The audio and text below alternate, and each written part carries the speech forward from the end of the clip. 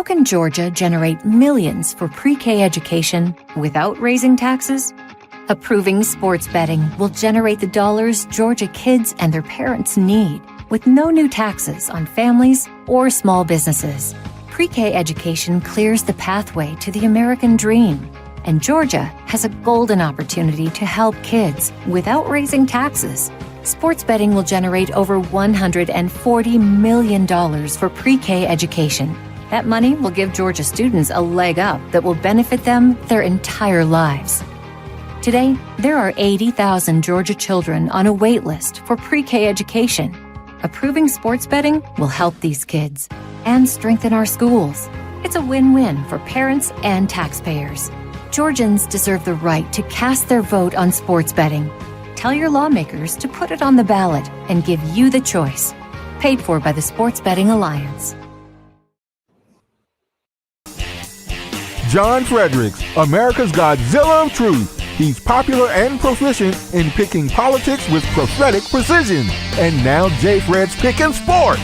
Are y'all ready for this?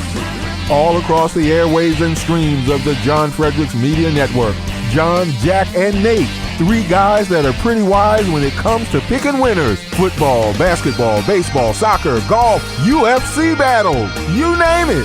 When the game is on your mind and money's on the line, Godzilla Wins is your guide to picking winners. Before you make that play, hear what J. Fred has to say. Godzilla Wins on the John Fredericks Media Network. Oh yeah, for entertainment purposes only.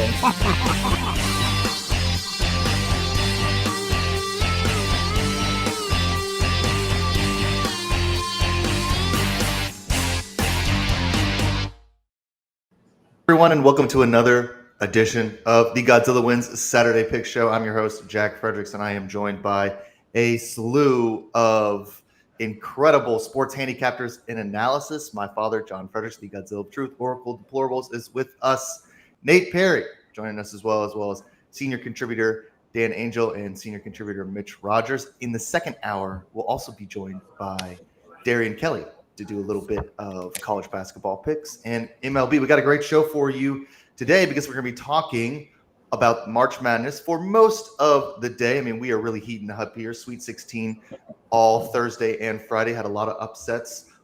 So that'll be a lot of fun to talk about. Then we'll do opening day, a lot of baseball here, some hockey as well. John Fredericks on fire with the hockey, so we got to get his takes there as well. Godzilla Wins and all of its subsidiaries are for entertainment purposes only. If you have a gambling problem, please call 1-800-GAMBLER, 1-800-426-2537 in Colorado, Illinois, Indiana, Louisiana, Maryland, Michigan, Nebraska, Ohio, Pennsylvania, Tennessee, Virginia, West Virginia, Wyoming. Call 800-327-5050. Visit gamblinghelpline-ma.org. In Massachusetts, call 877-GHOPE-NY- slash text HOPE-NY to 467-369 in New York. Call 1-800-NEXT-STEP in Arizona, 1-522-4700 Kansas, New Hampshire, 888-789-7777, or visit ccpg.org in Connecticut, 100-BETS-OFF in Iowa, or visit opgr.org in Oregon. Okay, everybody, welcome to the show. Glad to see everyone today.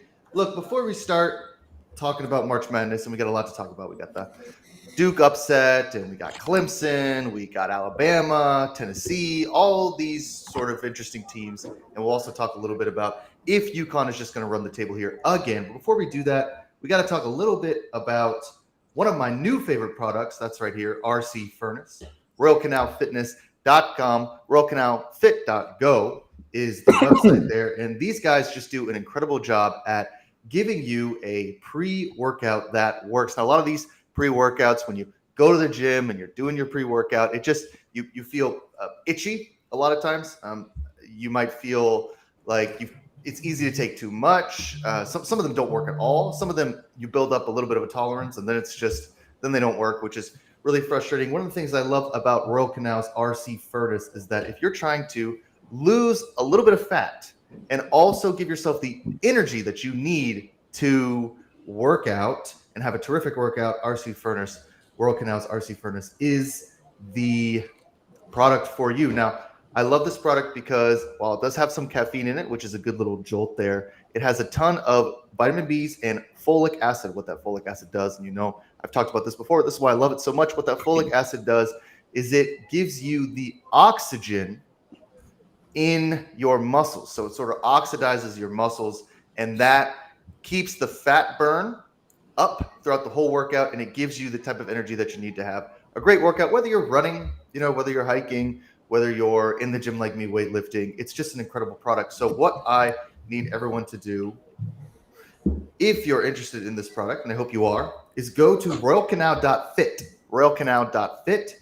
Go there now and enter the promo code Godzilla Wins. That's the whole promo code Godzilla Wins to subscribe and get 50% off of your first bottle and 3 for the price of 2 after that. So all you got to do is go to royalcanal.fit. You'll see the product RC Furnace right there on the webpage. You click it. You could just try it for 1 bottle, and that Godzilla Wins promo code, just the whole promo code, will give you 50% off. So you go from about $45 to like $22.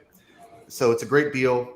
And then if you like it, you'll be hooked, just like I got to try this, man. I get Royal. What did you say? Lose fat? Man, I got to be. Yeah, lose fat. That's so look, I mean, now, Dad, you have to exercise. You can't just take it. It's not like Ozempic. So like you have to like for a long drive. Yeah, like you gotta go outside, do a little walking around. I'm going to start. I do my 50 push-ups a day. Sometimes I miss when I travel, but Mom's been on me to walk more. Actually, it was your brother that was on me last night to walk more and stuff. So now that the weather in Pittsburgh, by the way, if you live in Pittsburgh, this is what I learned. You don't get any sun from October to May. I haven't seen the sun here in 6 months. What is the deal with this town? I mean, there's no sun. It's like you're being in Iceland right during that winter thing where like it's dark for like 6 months. I've never seen anything like this. Even out in Morgantown, it freeze your tail off at every game. When does this come out? I will start walking. I'm going to go to Royal Canal. I'm going to do this after the show. RoyalCanal.fit. I get 50%. Yeah, just RoyalCanal.fit. It is one of the all-time crimes that by the time the weather's good enough to go enjoy a Pirates game, the Pirates are mathematically eliminated from contention. Hey, 2-0. It's a long season. I'd rather be 2-0 like the Pirates. By the way, I bet the Marlins last night went down the tubes, than 0-2 like my Astros. And we're going to get to all that later, but I'm going to go this RoyalCanal.fit. Put in Godzilla Wins, get 50% off. I'm going to do that today. Hey John, the joke back in the day with the Pittsburgh and the Morgantown weather, we were ranked number 1 in 97, and one of our professors walked out and he goes, do you really think when we only have like 3 nice days all year, we're better than Florida State? There's no chance. And literally we would have like maybe 4 nice days for a whole year. Yeah. I don't venture north of the Mason-Dixon line very often, but when I do, it's usually in the summer, definitely not in the winter. It's not for me. So you guys can have that one. I'll stay down here where it's, sunny sort of, I guess, and where the tornadoes start to really pick up this time of year. And you never know what psycho storm is coming next. We get to see a baseball game where we're not like at a football game. Like we don't have blankets, scarves, gloves. Like last night, I mean, it must have been 40 degrees here. And so you got to go to the game. It's like you go to a Titans game in December. I mean, you freeze your butt off. But yeah, hopefully that'll get a little bit better. Other than that, I like Pittsburgh. I'm glad.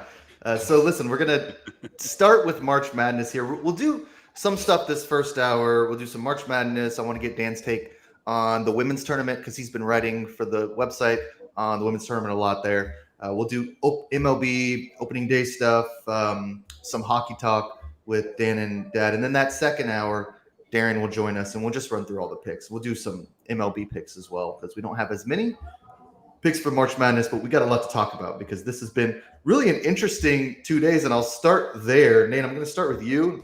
We'll kind of get everybody's thoughts here.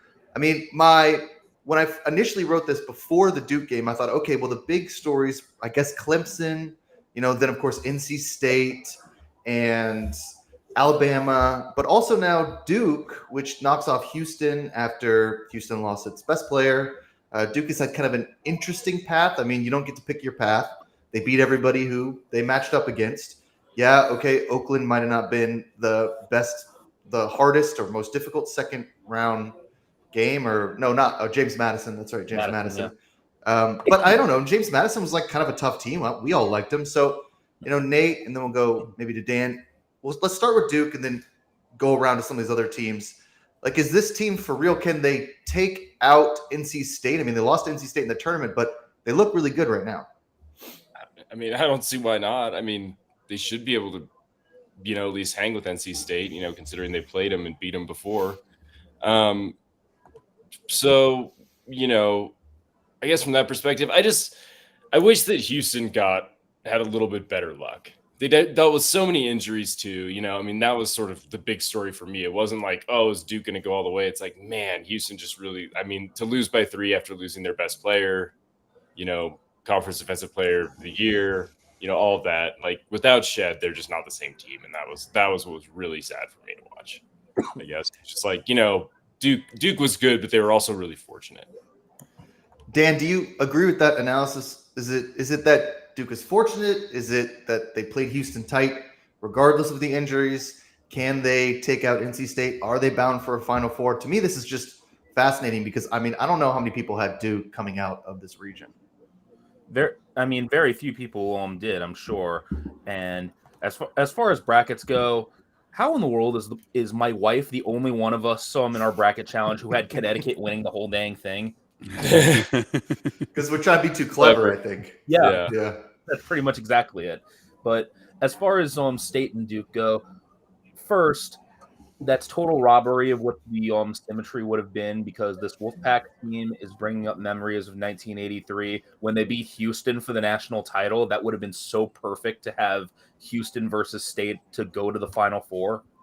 But Duke honestly reminds me of 2011 Kansas, which got one of the most charmed lives to the regional final in facing Boston University, Illinois, and Richmond. The highest seed in there was 9-seeded Illinois. They got to play 11-seeded VCU in the regional final, and the Jayhawks gacked it, and VCU made the Final Four. I think State might pull this off. I mean, State already showed that they can handle Duke, and Duke just didn't really look up for that game the first time. Maybe they were just had their eyes on the NCAA tournament, which is rare for Duke to just throw away any chance at winning an ACC title like that. Usually the Blue Devils take the ACC tournament very seriously, but I don't know. It just feels like this State team is really in a good spot, playing their best basketball, and seems to have a lot going its way. Dan, and correct me if I'm wrong, because I can't remember exactly what the statistic is, but I remember hearing it when a couple of these teams are getting bounced from the tournament early, from their conference tournaments early. It's something like if you are bounced from your first round tournament, like your first game in the tournament, whatever that game is, whether it's the bye or whatever. If you're bounced from, like, no team has either gotten to the Final Four or maybe it's won the national championship. No team has won the national title after losing their first conference tournament game. So that would be where Duke would be in this. And also Alabama, I believe, lost to Mississippi State. So they're in the same boat, which we'll talk about in a little bit. Did they win a game in that tournament? I think Alabama might have won one game. Yeah, they may have. Now, and you can check me on that, Dan. Now, Mitch, we'll get to Mitch and Dad here. I guess my question is DJ Burns is a problem, right? Like this guy's like unstoppable.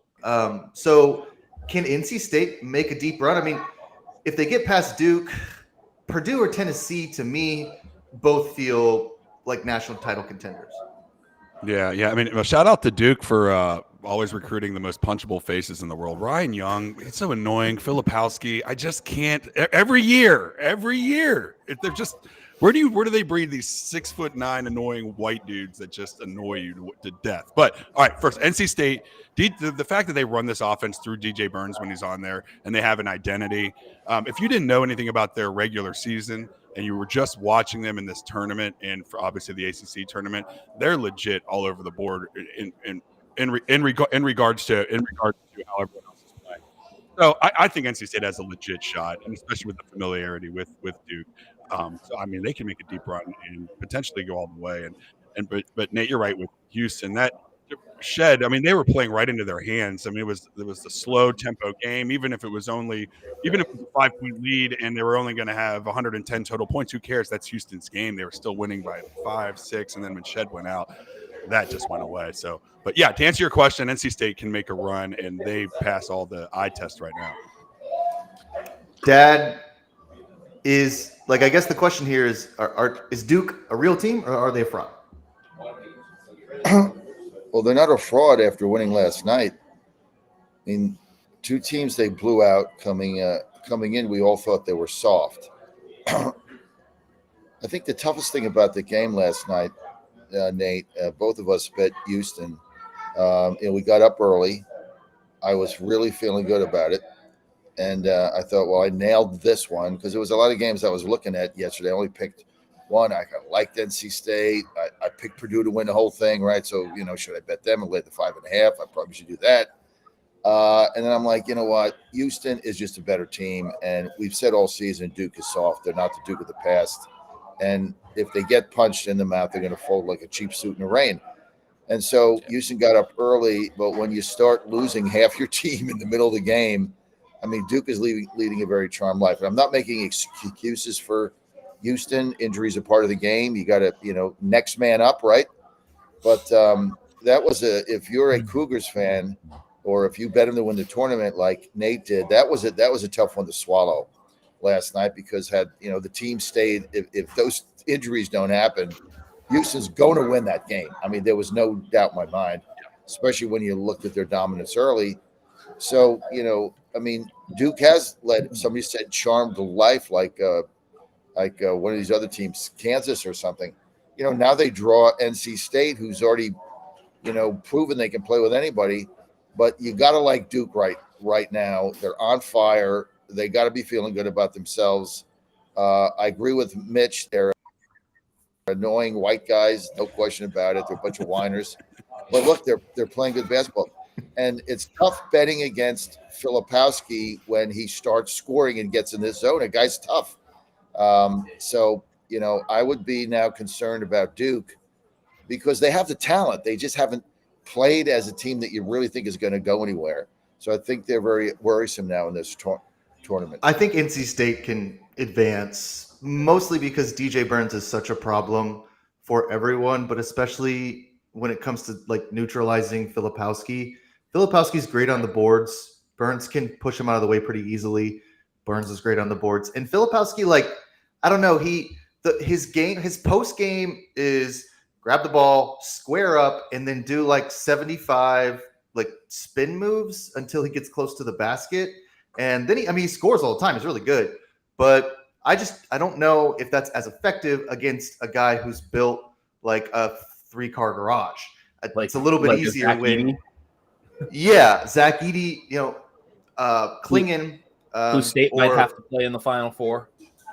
Yeah, which is interesting. And Dan, I kind of want to move down to the Midwest because I'm really intrigued by this Tennessee-Purdue matchup. I know that these games are on Sunday. We'll get to the Saturday games in a minute here, but both Tennessee and Purdue have looked dominant.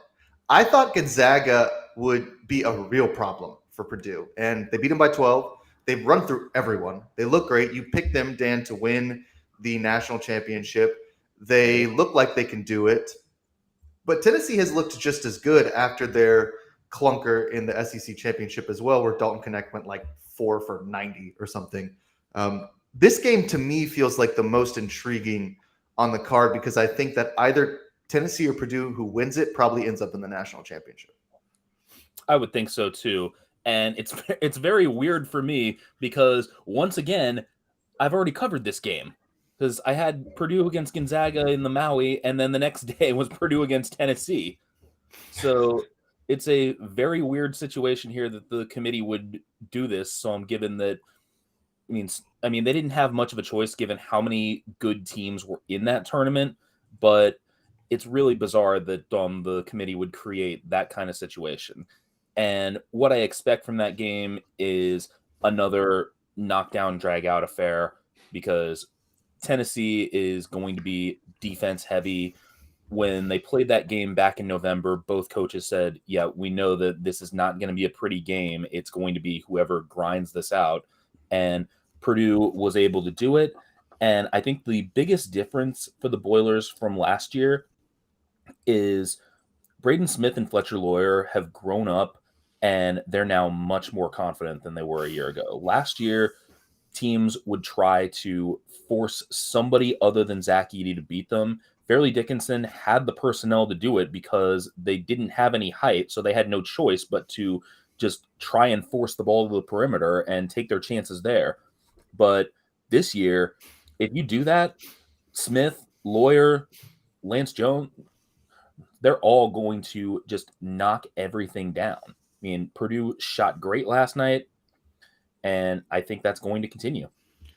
Yeah, credit to Matt Painter. I mean, if you remember the Fairleigh Dickinson game, it was like every time Edey got the ball, it was like a senior in high school playing against eighth graders, where all of Fairleigh Dickinson would just collapse on Edey and just go like this until he passed it, and then they couldn't hit anything from the outside.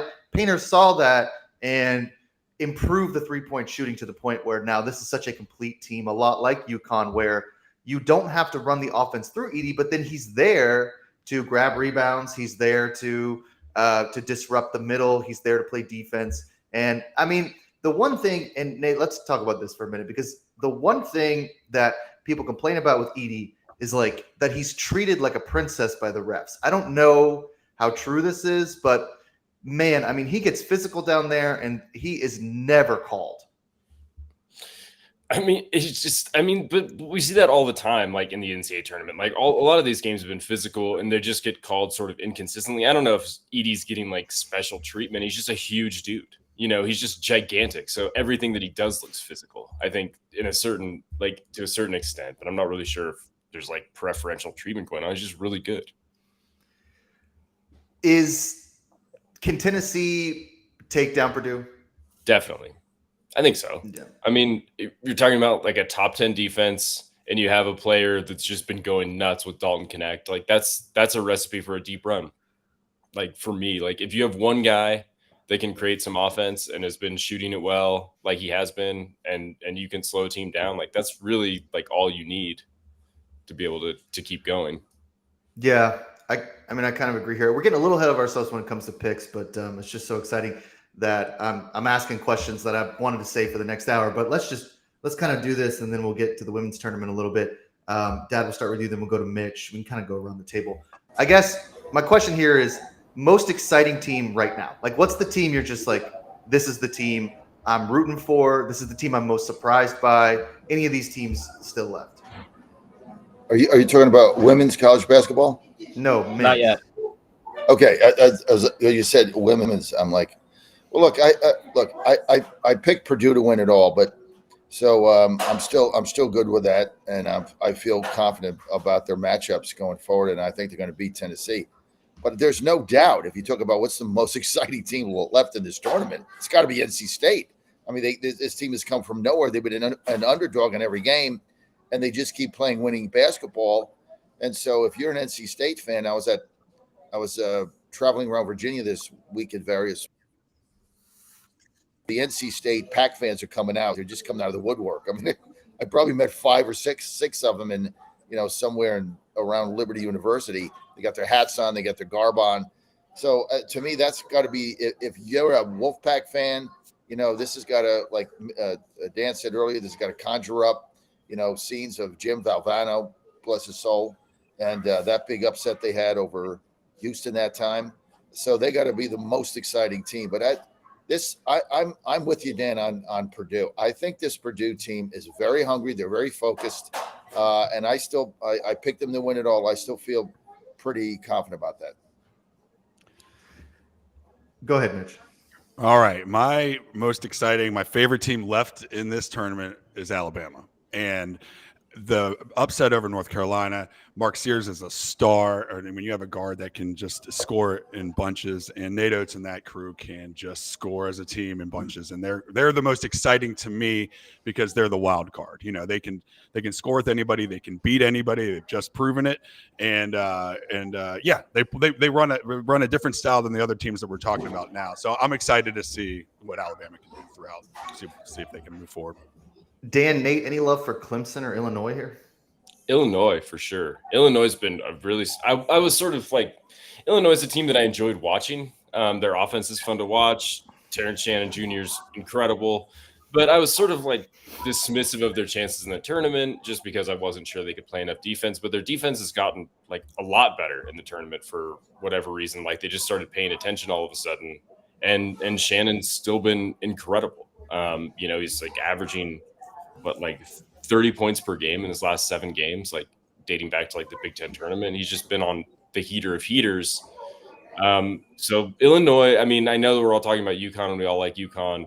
They've looked great, but man, Illinois is doing something special. Like I don't think that, this is just like a walkover for UConn, like a lot of people are making it sound like. I guess. I guess.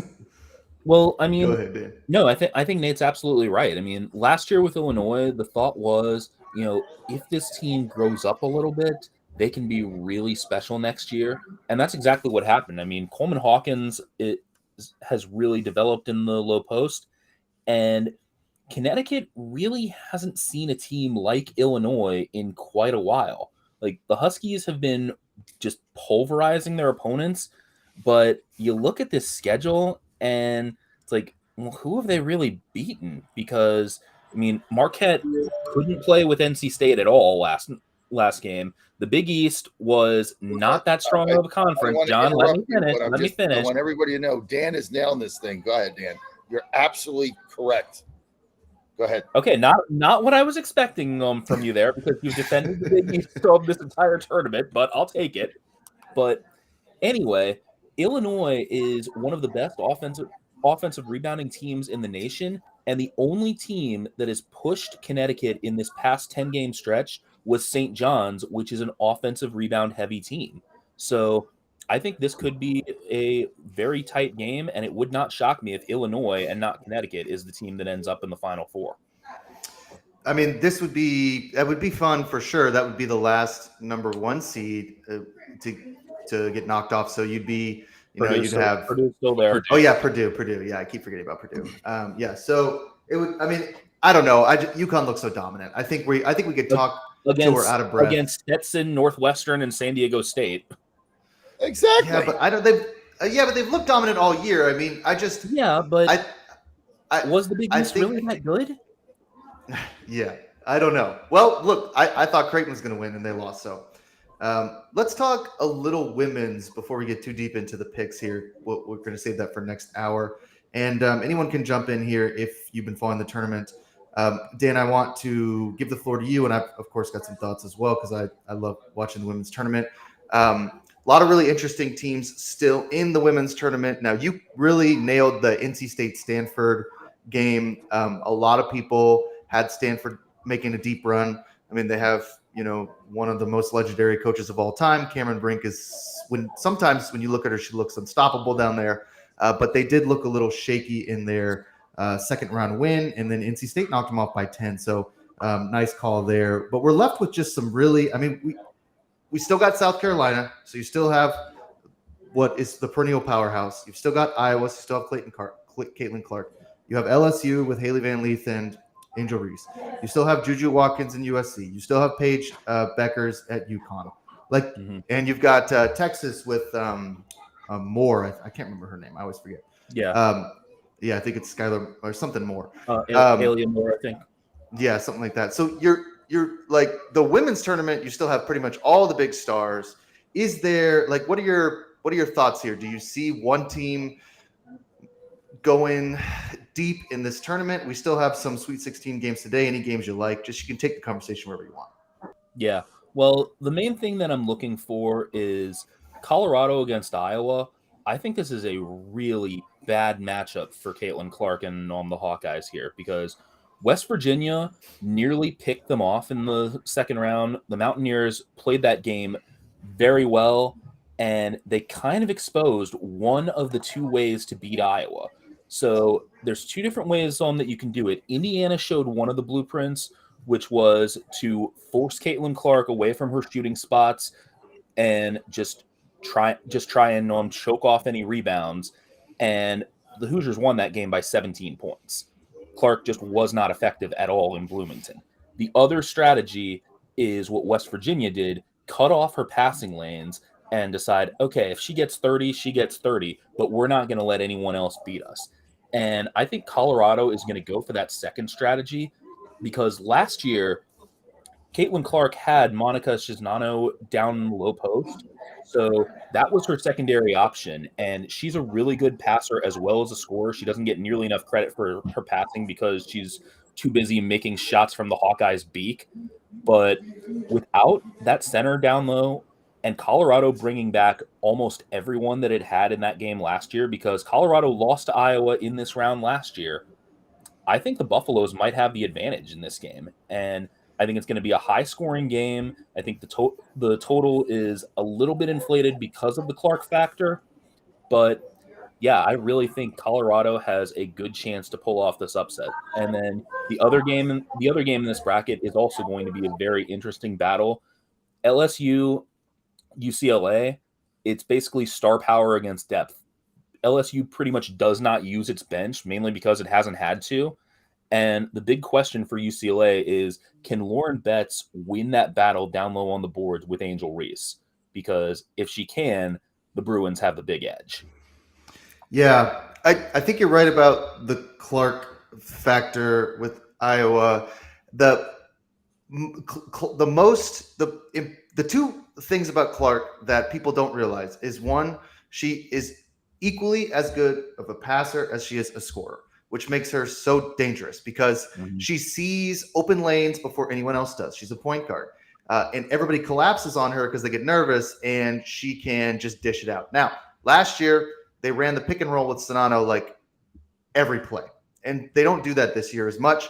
They rely on Clark to take the first step, drive to the lane, people collapse, and then she can see something and dish it, or she dishes it out to someone like Gabby Marshall for the three. So if you take away that passing lane and you let her score 30, I think you can win the game. You also just have to kind of dominate on the boards, which I think Colorado can do. So I'm with you there. The games I'm really excited about, UConn. I think UConn, if UConn gets past Duke, which I think they will, and USC gets past Baylor, I think that Elite Eight game, Juju Watkins versus Paige Beckers, is probably the most excited. Like, for me, I think Paige Beckers is going to take UConn all the way. She looks basically unstoppable, and she's just so good at getting penetration. She goes floor to floor constantly. She scores 30 points a game, just like Clark, but she doesn't shoot from the logo. So, she doesn't get nearly the same publicity as Clark does. Clark's so fun to watch. We all know that. But on that side of the bracket, I'm really interested. I'm hoping USC and UConn both advance because I think that's going to be a really interesting game. But all the stars are still left in this women's tournament. And what I need everyone to do, if you're interested, go to GodzillaWins.com. Dan's been writing a ton of games on the women's tournament. The women's tournament, sometimes the lines aren't as sharp because people just don't pay as much attention. Not as much public money moves these lines. I know that the women's tournament has gotten a lot more popular now, but still, when it comes to betting, it's still like 10-1. So, go to GodzillaOnes.com and follow all of Dan's writing on the women's. You nailed the NC State thing, Dan. I read it and I thought, I don't know, Cam Brink, man. She's so good, but like, they beat them by 10. They were dominant the whole game. So nice call. Went 3-1 yesterday. Hey, can I just throw something about Godzilla Wins? Everybody, go to GodzillaWins.com. Those of you listening to radio show right now, and I'm going to put it on the Getter Live. So we got some of the best writers. This is, I got to tell you, this is one of the most fun sites anybody's going to find. If you can spread the word, we'd really appreciate it. We got so many guys working hard. This is a fun site. There's so many things on there. You got daily picks. You've got our columns every day. Dan's doing an excellent job. And it is real. If you look at all the handicapping sites out there, and I'm not saying this because my son runs it, but if you look at them all, this is the most fun site. There's no paywall. You don't have to pay anything. You don't have to pay for picks. And the analysis that some of our writers do are so good. And it's just top quality. And we also have fun. So check us out, everybody. Go to GodzillaWins.com every day. Put it in your book, Mark. We got the daily picks. Those Johnny quick picks come out. But the basic columns are just really, really good stuff. And the insight you're going to get from us for free, this whole thing. You go to any of these other sites and go, oh, this is a game that we're going to give you free, but then to see anything else, you got to pay for it. We will never do that here. And so that's why you want to check us out and help us. Go to GodzillaWins.com. Bookmark it. You're good to go. Yeah. We've been blowing up in Israel lately. I don't know why, but we've had a lot of people from Israel read our site. So you never know. You never know All with the right, internet. Yeah. time to study the Israeli soccer league. Yeah. I mean, hey man, if you wanna, I mean the I'll go where the data says. A lot of people in Israel reading the website. Dad, before we move on, I need you to tell us a little bit about Healthy Cell and how you get such an amazing night's sleep after watching all these games till midnight. Exactly. I mean, I went to bed. I got up today at 7:30 Eastern. I went to bed at midnight, so I had 7 hours, 7.5 hours. But it's got to be good sleep. And one thing that is now, ever have something that becomes part of your life, right? REM sleep is now part of our life in our household. It's just part of what we do. And so just go to healthycell.com/Godzilla. Put in promo code Godzilla. You're going to get 20% off. It's this little packet right here. If you're on Get It Live, YouTube Live, Twitter Live, or anything else, this little packet right here. So easy to do. You just down it 15 minutes before you go to bed. Going to put you in that deep sleep. And then you're just going to wake up with energy. And all of you that have such a hard time sleeping, sleep is so underrated because it regenerates our body, your attitude, and everything else. And I noticed that, a couple of times when I travel and run out, or I didn't take enough, or I forgot it, I just don't sleep as well. I'm crabby, right? I know my son would find that to be like a shocker. I get crabby, and it's just, you get that good night's sleep, and it's going to change your life. And this is now, Joe takes it, Ann takes it, Jack takes it, everybody, Claire takes it, my whole family takes it, half the baseball team here at West Virginia. And you get a great night's sleep is the best thing that you can do. This is one of the best products out there. Let's go to healthycell.com/Godzilla. Promo code Godzilla, you're going to get 20% off.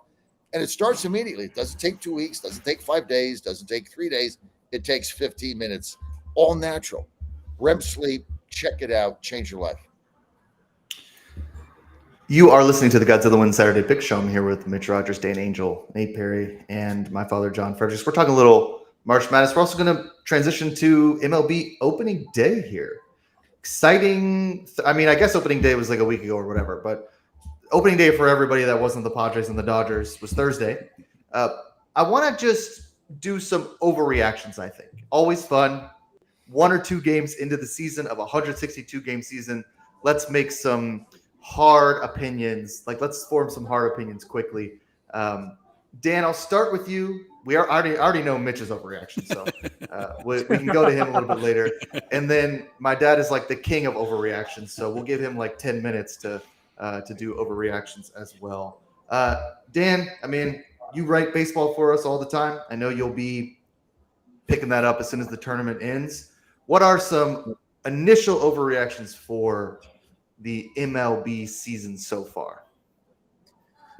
All right. Well, I mean, I don't think this one is an overreaction, but the White Sox look pretty punchless again. And I think that's something that we all pretty much expected. A 1-0 opener in their game against the Tigers. Not that shocking. And I think the AL Central as a whole is going to be dominated by pitching.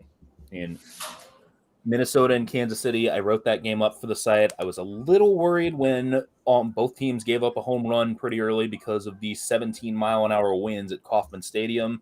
But my under still cashed, finished 4-1 to the Twins. And I think that's probably indicative of how this year is going to go in the AL Central. I think it's going to be a pitching-dominated division, not a whole lot of talent in this division. I think 85 wins or close to it might be good enough to win it. And I think it's going to be either Minnesota or Cleveland who takes it. Detroit, I mean, they've only played 1 game, but they've managed to advance someone to first base. So that's as good as their offense looked on Thursday. Then they got the day off to regroup. So we'll see if today they can get someone to second base, and by next week they'll get someone home. Mitch, talk a little bit about your Pirates here. Well, I mean, obviously the overreaction. We're 2-0, and this is the year that there's a little bit of promise. Now we're about to get to the part of the pitching rotation with the 3rd and 4th starters that is going to probably bring us right back into reality. But right now, 2-0. O'Neal Cruz, my long shot MVP, is looking every bit of that. I cannot wait to cash that one in later on. I'm very happy. I live in this area. I'm not an Orioles fan per se, but I've always rooted for the team. And to see that this team is obviously no fluke and is going to be a nuisance in the AL East again. Overreaction. Yankees look pretty darn good. A little bounce back probably. Garrett Cole's out. They're still winning. But I'm looking for a 1979 World Series. I'm ready for the Orioles and the Pirates. Let's go. That's it. We are family. Yeah, there we go. Bring back Phil Garner. Problem is your number 3, the guy who should be your number 3 starter is sitting in Indianapolis right now. For 2 weeks. They're 2.5 weeks. Come on. Yeah. Let's go. That's true. Dad, how bad is it for the Astros? Well, listen, I mean, this is concerning, and I'm not overreacting, but you start 0-2 at home. Houston has lost the last 6 home games, right? 4 to the Rangers, 2 here. Most of them they haven't. The first game was 5-4. They actually, should have tied the game. That Soto threw Dubon out of the plate in the 9th inning. That would have been the tying run, and I think they go on and win it from there. But here's the problem in Astros Nation: we knew the middle of the bullpen was going to be a problem. We didn't know it was going to be this bad. And you basically, if you can't get that starter, I don't know what the hell they're going to do. If they can't get that starter to the 7th inning, I mean, we got absolutely nobody. Seth Martinez, Bashinsky, these guys are brutal. They bring this guy Taylor Scott yesterday. They got a 1-0 lead in the 6th inning. Walks 2 guys, hits a batter, gives up a hit up. Then they bring in Bashinsky. He gets shelled. I mean, they let too many middle relievers go that ate up a ton of innings last year, and now they got to pay the piper. And so this is got to be very concerning. If you can't get your starter to the 7th inning, that bullpen, the back end of the bullpen they have doesn't matter. And this is what's happening now 2 times in the 5th, 6th, 7th inning. They're imploding. So I'm very concerned about it. They need to think this thing through because they do not have any reliable relief pitcher in the middle of that game. And the Yankees exploited it. I mean, how many walks did we give up in 2 games? Like 15? 8 hit batsmen? It's a joke. So, and I don't like Yordan Alvarez batting second. Look, I like our new manager, Joe Espada. I know he's trying to, make a mark. Just stupid. Guy should be hitting cleanup. I mean, it's Yordan Alvarez. I don't like that. So I don't like what I've seen the first 2 days, and we'll see what. Now, here's the teams I said we're going to be really, really good this year. Pittsburgh, 2-0. Reds, this is going to be another shock team, just like I told you Arizona was last season. And Arizona, which is 2-0 right now, they got better. So the Diamondbacks are going to make the playoffs. They're going to be tough. And the team that I'm telling you is going to tank, that I'm going to be fading like a crazy man, is the Cardinals. This team is in no man's land. I mean, forget Oakland because you have to lay 3-1 half the time. You can't do that. This team is in no man's land. Are they rebuilding? I don't know. Are they restocking? I don't know. Do they think they can win the division? Yeah, the division sucks.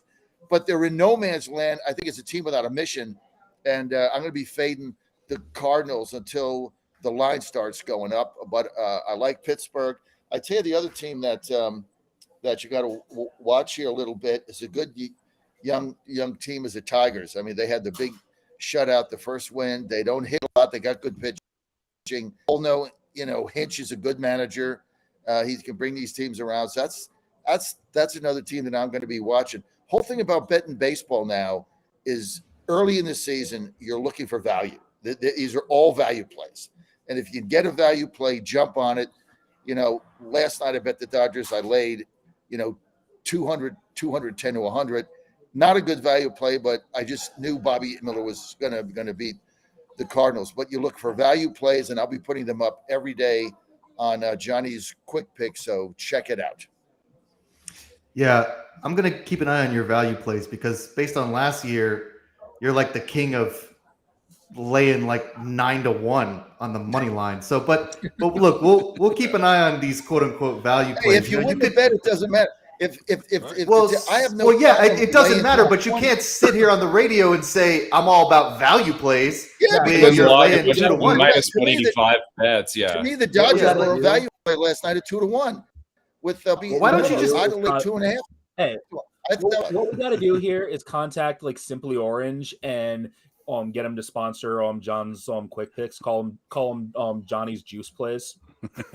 Yeah, that's the best way to do it because look, I mean, like you could pick a game against the spread every once in a while. That's what I do. I mean, like you don't have to lay like 9-1 every time. You mean the run line? Yeah, I mean, the run line? Yeah, the spread, the run line, same thing. I mean, I don't like that. Okay. Every time I bet a run line, the team wins by 1. Same thing in hockey. Yeah, that's how it goes. A goal and a half. It's picking games like overtime. Yeah, well, I'm the run lines. Yeah, the hockey right. once in a while lay a goal and a half. I nailed the Sabres last night though. I don't know if I totally agree with your Astros bullpen analysis either. I mean, Paul Mashinsky's ERA is only 54, so that's not too bad. Only he went 0.1 innings. He gave up 2 runs, 2 hits. No, 4 runs, 2 hits, 2 earned runs. He sucks. But he K'd someone up. His whip's only 9. Look, the Scott ERA 13.50.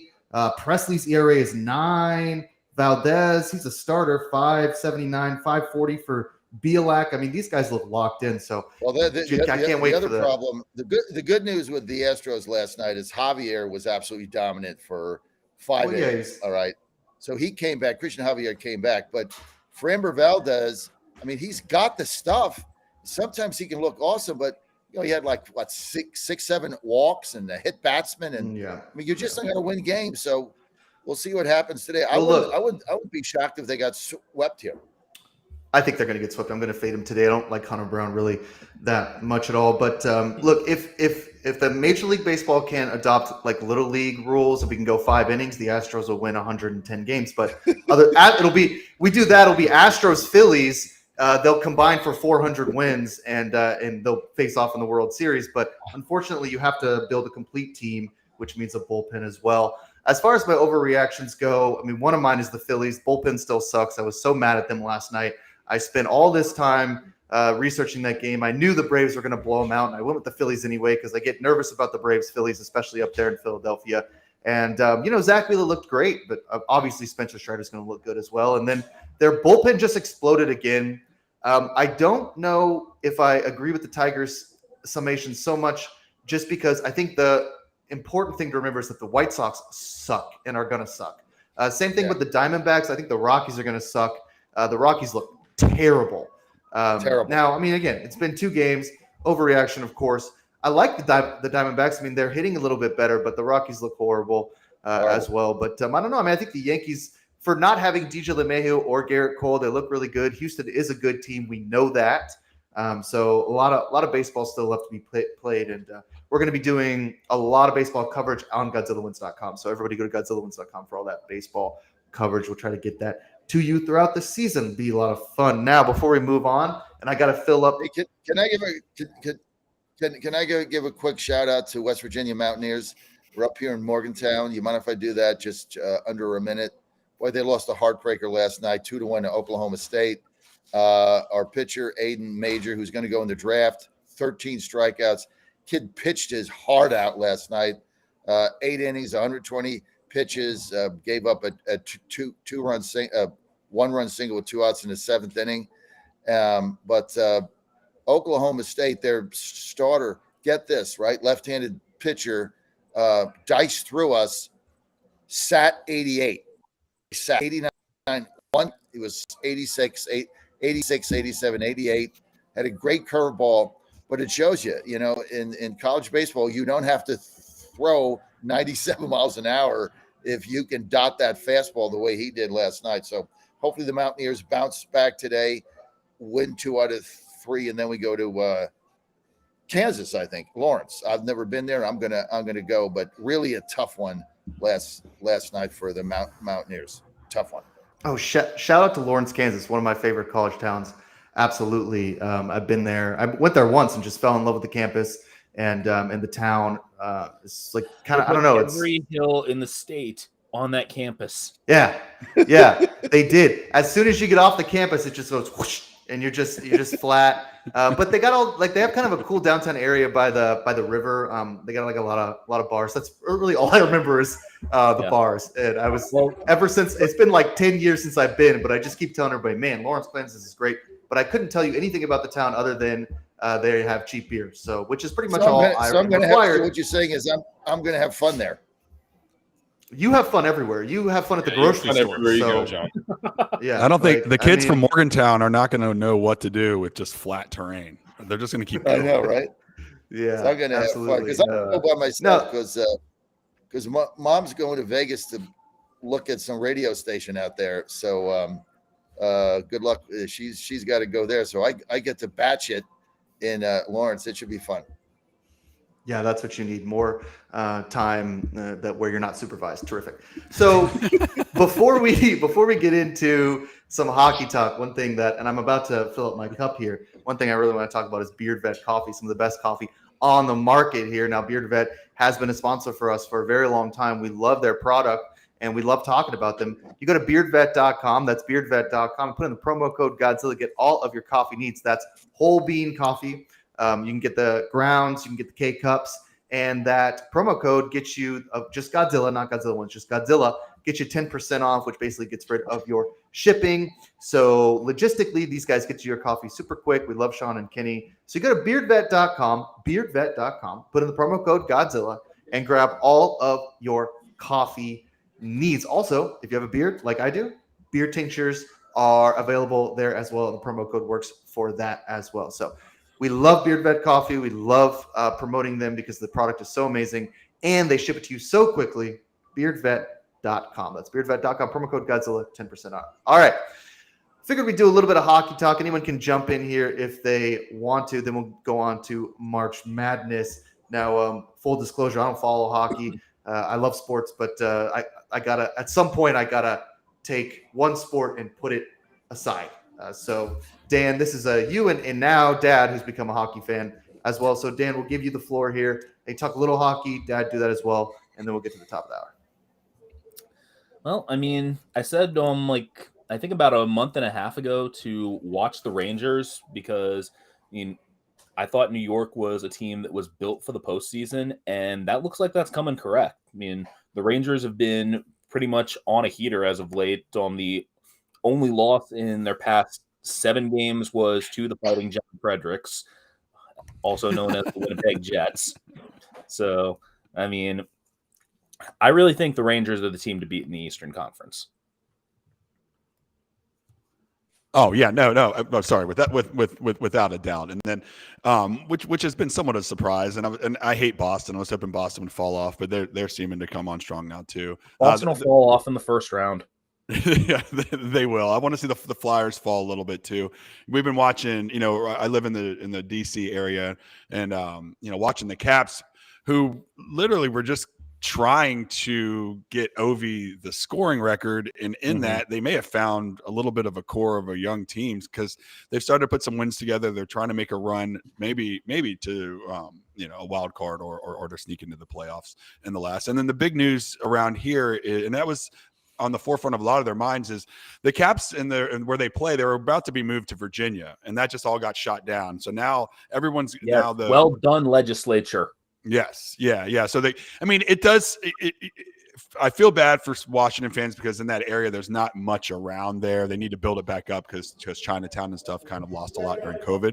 But yes, I like teams in their city, so they're going to stay there. The Caps rebuild and see how that goes, and then watch. I just like governments not throwing public dollars at stadiums. Yeah. It never works out.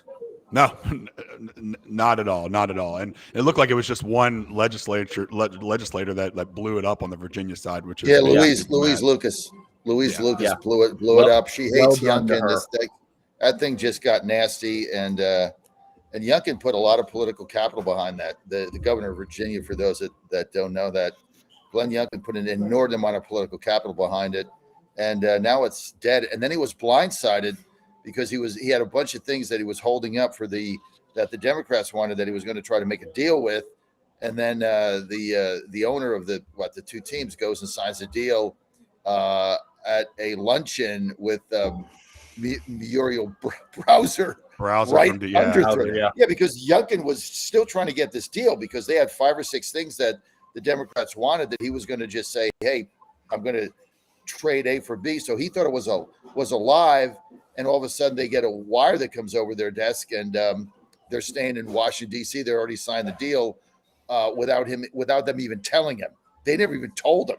So Youngkin, that whole thing ended up being a disaster. And it's a shame because, look, having said whatever about Washington, that both of those teams would have been much better off in Northern Virginia. But it's done. It's done now. It's over. And it's crazy. Northern Virginia or Virginia itself doesn't have a professional team. And in the last 10 or 15 years, they've made every bid. Loudoun County, they've put a space out to try to get the baseball team. They've tried to get the Redskins over there, the Commanders. And now this is a failed bid. So for at least the next 20 years, Virginia's not going to have a pro team, even if it's not there.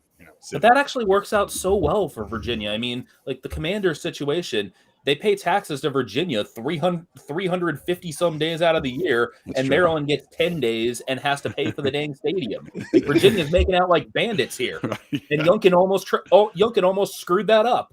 That's true. That's very true. That's true. Good point. Like I know this stadium financing topic all too well. Yeah, well, I mean, it's always a disaster, and you always got. I mean, this whole thing. I don't want to get into this. Nothing to do with politics here, but I'm with Danny. I'm 100% opposed to, taxpayers funding billionaires for new stadiums. But they hold that over your head because they say, well, if you don't do it, we'll leave. And this whole thing started with Bud Adams and the Oilers, right? I mean, he won a new stadium. They wouldn't give it to him. He goes to Memphis and Nashville. And then when they don't have a team, they turn around and they fund that stadium downtown, which is better than what Adams asked for originally. Well, it started with and this is actually appropriate because yesterday was the 40th anniversary. It started with Irsay and the Colts. Yeah, from Baltimore. That's right. Well, but that was so bad because they left on trucks in the middle of the night. because of the political situation. Maryland threatened to seize the team by eminent domain. Yeah, it was something else, but you're right about just go squat. You could just go squat in there, right? And stay in there. Borrow the money and put your own stadium up. I mean, that's what the Mets did in '62 with Shea Stadium. The guy borrowed the money. That's what Stan Kroenke did with the Rams and put up the stadium. I mean, Stan Kroenke is right. Exactly. Like, we're off on a totally different topic now. Jack can't cook. No, I'm just kidding. I mean, Stan Kroenke has been this such a villain in St. Louis for taking the Rams out of town. But it's like he paid for his own dang stadium in LA. So good on you, Stan. Exactly. No, I'm 100% behind you. Yeah. I am back to hockey. Sorry. No, I mean, I'm okay with a topic like this. I mean, this is like people have a lot of thoughts on stadium funding and stuff like that. So, we can go off topic on stuff like that all the time. Well, not all the time. Depends on the topic. But if I didn't like the topic, I would just cut everybody off. But no, stadium funding, that's like a real issue that continues to come up all the time. Dan, take us out with just like maybe 30 seconds of hockey, then we'll get to the top of the hour. All right. The two series that I really want to see in the playoffs at this point are Rangers Hurricanes and Stars Jets. I think those will both be classic, possibly 7-game matchups. I think those are among the best teams in the league, and both would just be outstanding to watch. You're listening to the Godzilla Wins Saturday Pick Show. We're going to say so long to Mitch. He's got to get out of here to see you, Mitch. To coach. Is it right? They're coaching? Yeah, U6 girls soccer, and the team's returning. We're going to dominate. Let's go. Listen, Mitch, which is a slightly higher quality than the Finnish soccer league. Absolutely, Mitch. Don't be afraid to update us because we're going to ask updates every week on your coaching record. So maybe get a spreadsheet for us. We got to handicap it. Yeah. Oh, yeah. That's smart. That'll get us all canceled. Yeah, perfect. Yeah, we'll start setting the lines on the side. Yeah, we'll start setting the lines for U6 soccer. Perfect. You're listening to Godzilla Win Saturday Pick Show. So long, Mitch. Thanks for joining us. We'll see you next week. Top of the hour here. Just gonna be the four of us. We're gonna talk college basketball and do some MLB picks as well. Don't go anywhere.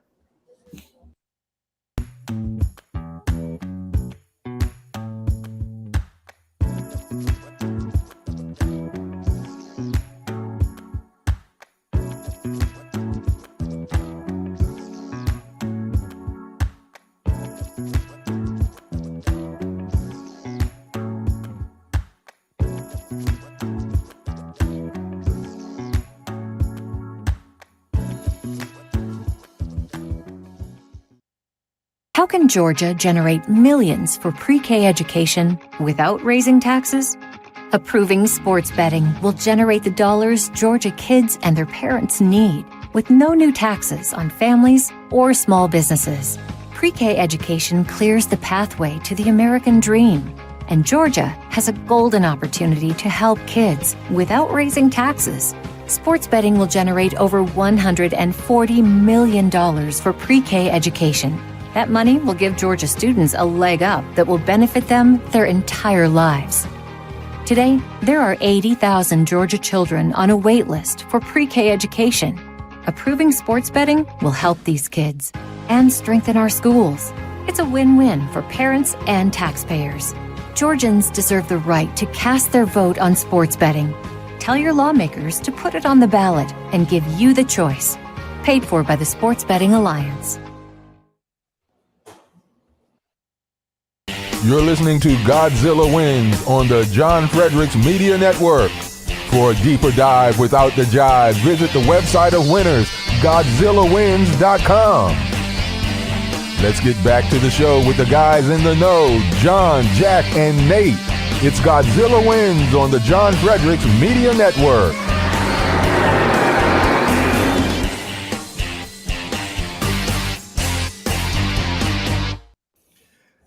And we are back. You're listening to Godzilla Wins Saturday Pick Show live here on the radio. I'm with Dan Angel, Nate Perry, and my father, John Fredericks. I'm Jack Fredericks, your host. We're going to be picking all the March Madness games for the second hour. Doing a little MLB too. I'm locked into the MLB. I'm 4-2 since opening day here. I had a good day. I don't think I'm 4-2 actually. Oh no, I think I am. I'd have to look. I know I had a good day yesterday, and I'll check that out. But we'll do some MLB as well. But we want to start with the March Madness here. I mean, we're in the Elite Eight. That's Saturday and Sunday. And we got 4 games. So we're going to go deep into these games. We got a lot of time to talk through them, talk through the lines, talk through the over-unders with all of our panel. Before we do that, though, Godzilla Wins Saturday Pick Show is brought to you by MyPillow, MyPillow.com. I'm on MyPillow right now because I was looking at MyPillow just last night, getting kind of, I don't know, a little weird, a little yellow. You know how pillows sometimes do that? You like take the thing off and it's like got this like sort of yellow film to it, a patina of sunflower yellow. Well, I got that going on right now on my personal pillow, so I got to toss it out. Got to go to mypillow.com. Got to get the classic MyPillow. Save up to 80% off with the promo code FUN, depending on the product. 60% off on the classic MyPillow. It brings a big old queen pillow down from $80 to $40 right there. I'm gonna throw that in my cart and buy it right now. So go to mypillow.com. That's mypillow.com. Promo code FUN, F-U-N. Hey, what's more fun than pillows? Promo code FUN, mypillow.com. Grab yourself a pillow there. About to do the same for me. Got to have the MyPillow. Look, these pillows are incredible. Like you throw them in the dryer, they puff up real good, and they last forever. Super comfortable. So mypillow.com. Promo code Hey, FUN. Jack, they also got a new they also got a new promotion going right now. If you spend over $75, your entire order ships for free. And they've got a bunch of things on their site under promo code Godzilla for $25, 6-piece towel sets, 4-piece dish towel sets, the slide sandals. I just got 2 pair for Claire, a dog bed, beach towels, couch and recliner pillows, which I've got. Sammy sleeps on because he sleeps on everything. Giza premium pillows, all these $25, marked down to $25. If you get 3 of anything, spend over $75 right now. Promo code Godzilla, free shipping. There you go. So look, we're going to talk a little basketball here. We'll start with UConn, Illinois. This is the East region.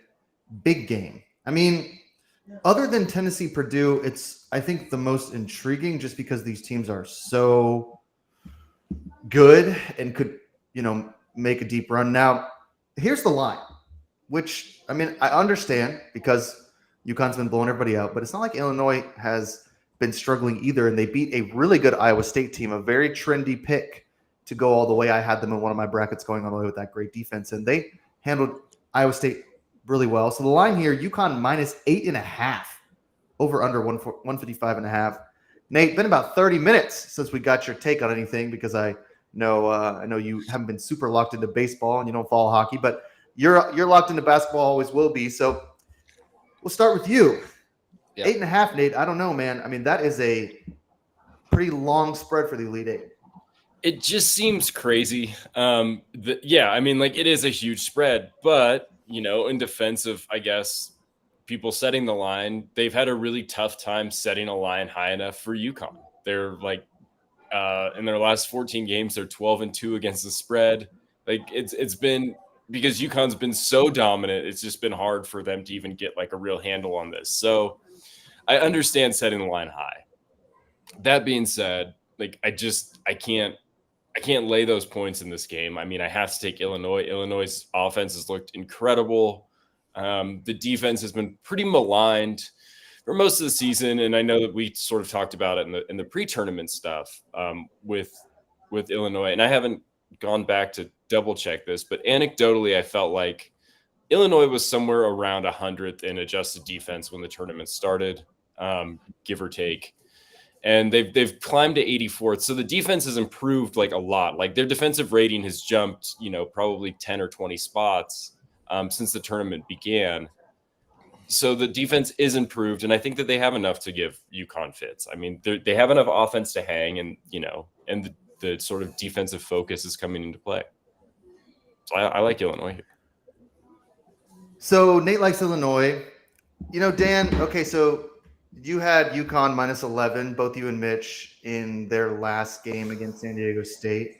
I mean, I looked at that. I read both y'all's articles, and I thought, I mean, God, 11's a lot. San Diego State, they've been there before, blah, blah, blah, rematching that title. And they blew them out. That game wasn't close. It was a great cover. Can UConn cover here, or is this just one of those teams that's really going to give them fits because they score so much and they shoot so well? I think this team can really cause problems for them because they have a genuine star in Terrence Shannon. They have a great post player in Coleman Hawkins.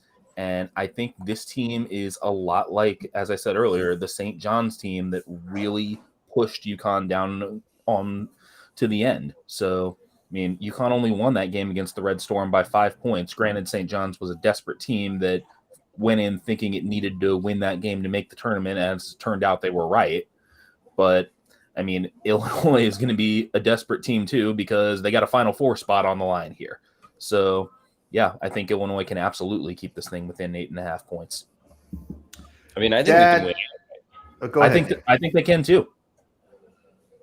Nate, what's the key here to Illinois just winning outright? Force UConn to shoot jumpers. Try and get Klingon uncomfortable and let Terrence Shannon cook. Offensive rebounding. Yeah. I mean, and that's really been the story, I think. We'll get Dad in here in a minute, of all of these teams. Offensive rebounding. We saw it with Filipowski last night. Edey, of course, is a beast on the boards. Klingon. Like, this is big man basketball right now in the tournament. Even Clemson plays pretty well on the boards. I mean, this is going to be an Elite Eight and a Final Four that I think is really dominated by some of the biggest, tallest, best centers in the game. Yeah, I think you're right. And that's another reason why I'm really leaning toward Illinois here because Klingon did not do much in that St. John's game. I mean, the Red Storm got 17 offensive rebounds in that game, and they got 17 more field goal attempts than UConn got. If Illinois is able to do anything close to that, and I mean, Coleman Hawkins is a really good offensive rebounder, then the Illini can absolutely win this game. Dad, you're the Big East guy, right? We saw Creighton go down, but we still got, and we saw Marquette. So this is the last Big East team there. But you got to like UConn here, right? No, they were 7-0. Now they're 7-2. I have Marquette from the beginning. You'll know, but I got to tell you right here, there's no way this game is 8.5. I mean, I looked at that line and I had to my glasses because I thought it was 3.5. I think Nate nailed it. They've blown everybody out, so they got to keep moving the line up. Everybody's jumping on UConn. Look, Illinois is a solid, well-run, well-coached, disciplined basketball team They play in the Big Ten. They were the second best team in the Big Ten, as far as I'm concerned, with Purdue. And to have an 8.5 here in a Elite Eight game, going to the Elite Eight, I mean, I just don't get this game. So I'm going to definitely take Illinois. When you get a team with 8.5 and you're looking at it and saying, well, do you think this underdog can win? Do I think Illinois can win this game? Absolutely. And the thing is, it's kind of, we got fooled a little bit with Duke, but, who's UConn played in this tournament? Nobody. And they've blown everybody out. So now they're going to have a very tough. If you're getting 8.5, that's just a lot of points in a game like this trying to get to next week. So I'm going to take Illinois plus 8.5. I wouldn't be shocked if they won the whole game. I might even take a shot with them in the money line. It's definitely a trendy pick. I mean, Illinois looks great, but I'm going to lay the 8.5. I think. I know that the spread is long, but I feel like I'm getting baited into taking Illinois. And I think Nate's right that it's just been difficult to handicap them. Like they're blowing everybody out. So like you can't set the line at 4. Everybody's going to take UConn. You set it at 8, 9. Okay, now people think, okay, well, I mean, this is a Sweet 16 game. All these games are usually pretty close, or this Elite 8 game. All these games are usually pretty close. Illinois looked really good. They blew out Iowa State. 8.5. That feels right. I think UConn is going to blow through everyone until maybe the national championship if they get Zach Edey, who can neutralize Klingon.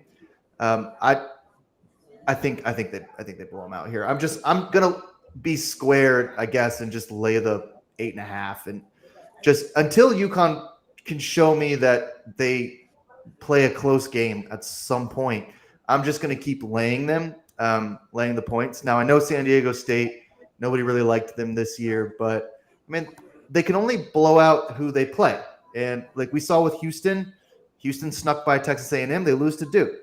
UConn hasn't even come close. I mean, they keep the gas on all game. That's one of the things I love about UConn is they don't let up just because they're up by 12, 8, 14. They never let any team warm up and get hot. But I mean, look, Illinois is fun to watch, and they score a ton. And the Big Ten we see they've been a really strong conference in the tournament this year. So Illinois can do it, but I don't know. I'm just going to take the 8.5 against UConn. Maybe just be a little bit different. I'll lay the points there. Look, that's not a bad bet. And there's one of the reasons that it could even go up to 9 at tip-off time is there's a lot of UConn money out there. Because like you said, you just nailed it. If you're betting the Huskies, you're betting them, you're laying 15, they win by 50. I mean, they're blowing everybody out. So there's a lot of Husky money running around in Vegas because, the games aren't even close.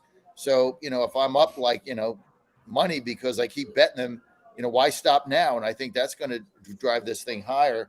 It's not like there's a lot of Illini money, but you're absolutely right, Jack. The purpose of the Vegas line is to get an equal amount of money bet on each team, right? That's how they make money. Because if there's $1 million bet on Illinois and there's $1 million bet on the Huskies, they're gonna make the 10% vig. They're gonna make $100,000 no matter who wins. That's their goal. So that's why it's 8.5. They're and to what you said earlier, it's almost like a bait. They're baiting the public to take the 8.5, like me.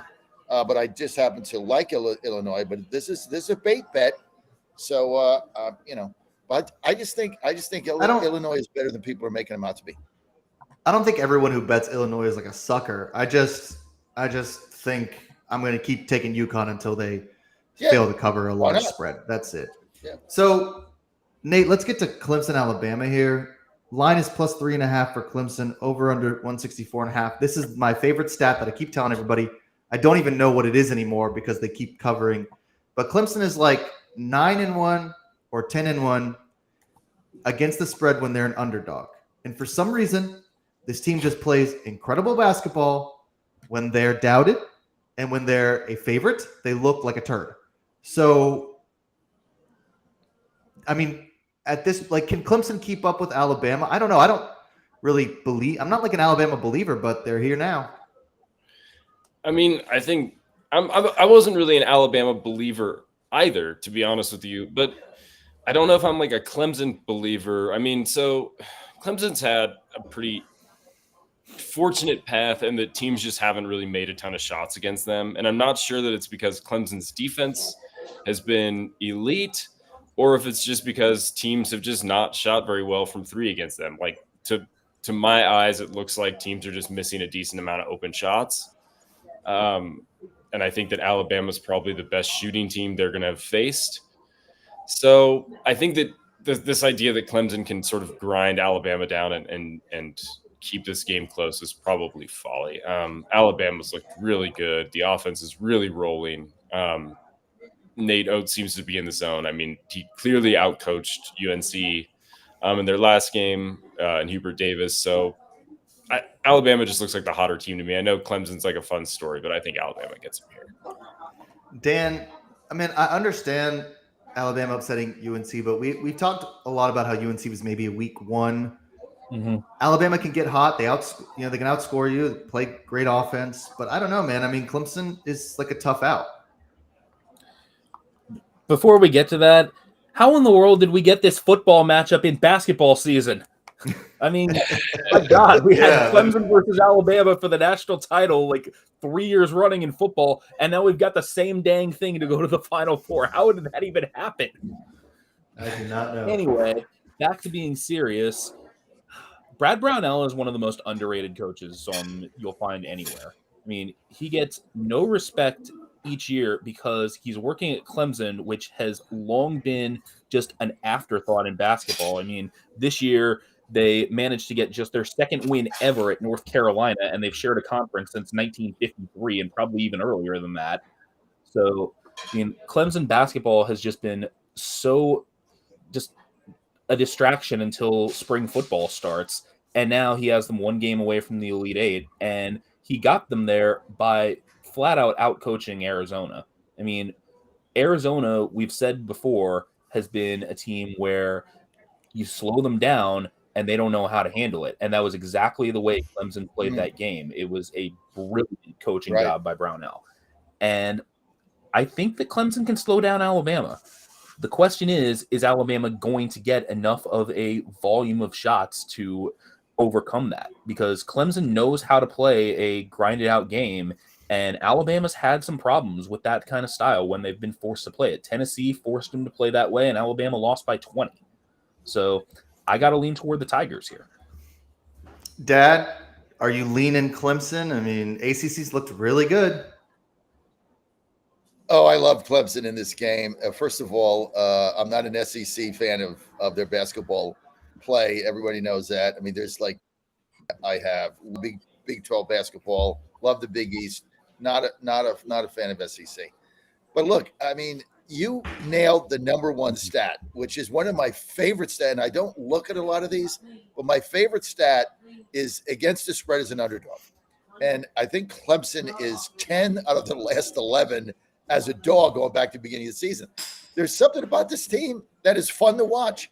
And they're playing very loose. It's almost like you watch them play, and Joe, Jack, both of us coach basketball at a high school level. You look at them play, and it's like they're playing with house money, right? They just don't care. I mean, it's like, let's have fun. Nobody expected us here. You know, what the hell? We're a good team. Let's throw the ball around, play good defense, have some fun. There's zero stress on that team. And you look at the way this mental zone that people pick to win the whole thing. So I'm getting 3.5 here. I'm going to have fun with this game. What time is it?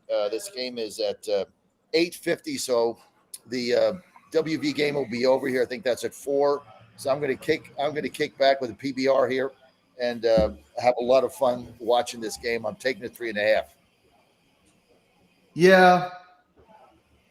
So I'm just going to take Clemson plus 3.5 because of the trend. I mean, I can't deny the underdog trend right now against the spread. Maybe they don't win, but they probably keep it close enough to cover. I do think Nate's point about shooting is right, but that's either a product of Clemson's really good defense, slowing teams down, controlling the clock, And but it's something crazy. It's like 17 for 75 teams have shot against them in the tournament from 3. Like that's like a nuts. Yeah, that's not good defense. True. It's crazy. That's true. And I mean, Alabama's not going to shoot 17 from 75 from 3. So, I mean, you're right. Like Alabama they could run away with this, but I think that Clemson keeps this close enough. I mean, they look like they were playing in November and December when they were playing pretty good basketball. They played a tough out-of-conference schedule. They play in the ACC. I think Alabama is seeded correctly. I don't really know if Alabama has had the toughest ask either, other than North Carolina, which of course was a great upset. I mean, they beat Grand Canyon and Charleston. So you can take the North Carolina as a big win, but you can also take the Arizona upset as a big win for Clemson, and they were able to slow down a really potent offense. And they also beat Baylor, which was like a huge, sexy pick to come out of the West, and they beat them by 8 points. So I think this will be a really interesting game. The ACC is now up to 12-3 against the Big 12 this year. Yeah, I mean, and the SEC hasn't looked great other than Tennessee and Alabama. I don't know. I mean, Tennessee looks great. We'll get to that game in a minute.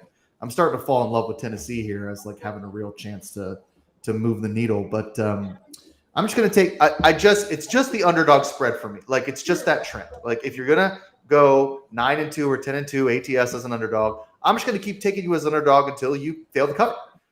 That's just trend betting, I guess. But that's kind of where I'm at in this game, though. I take your point. I mean, we could be looking at like, oh, Nate was right. Alabama won by 20. They hit a bunch of threes, and Clemson couldn't keep up. So, we'll see. Now, Dad, one of the things that I know for certain is teams may have gone 17 for 75 against Clemson hitting threes, but when you're at Rosie's Gaming Emporium, there's no 17 for 75.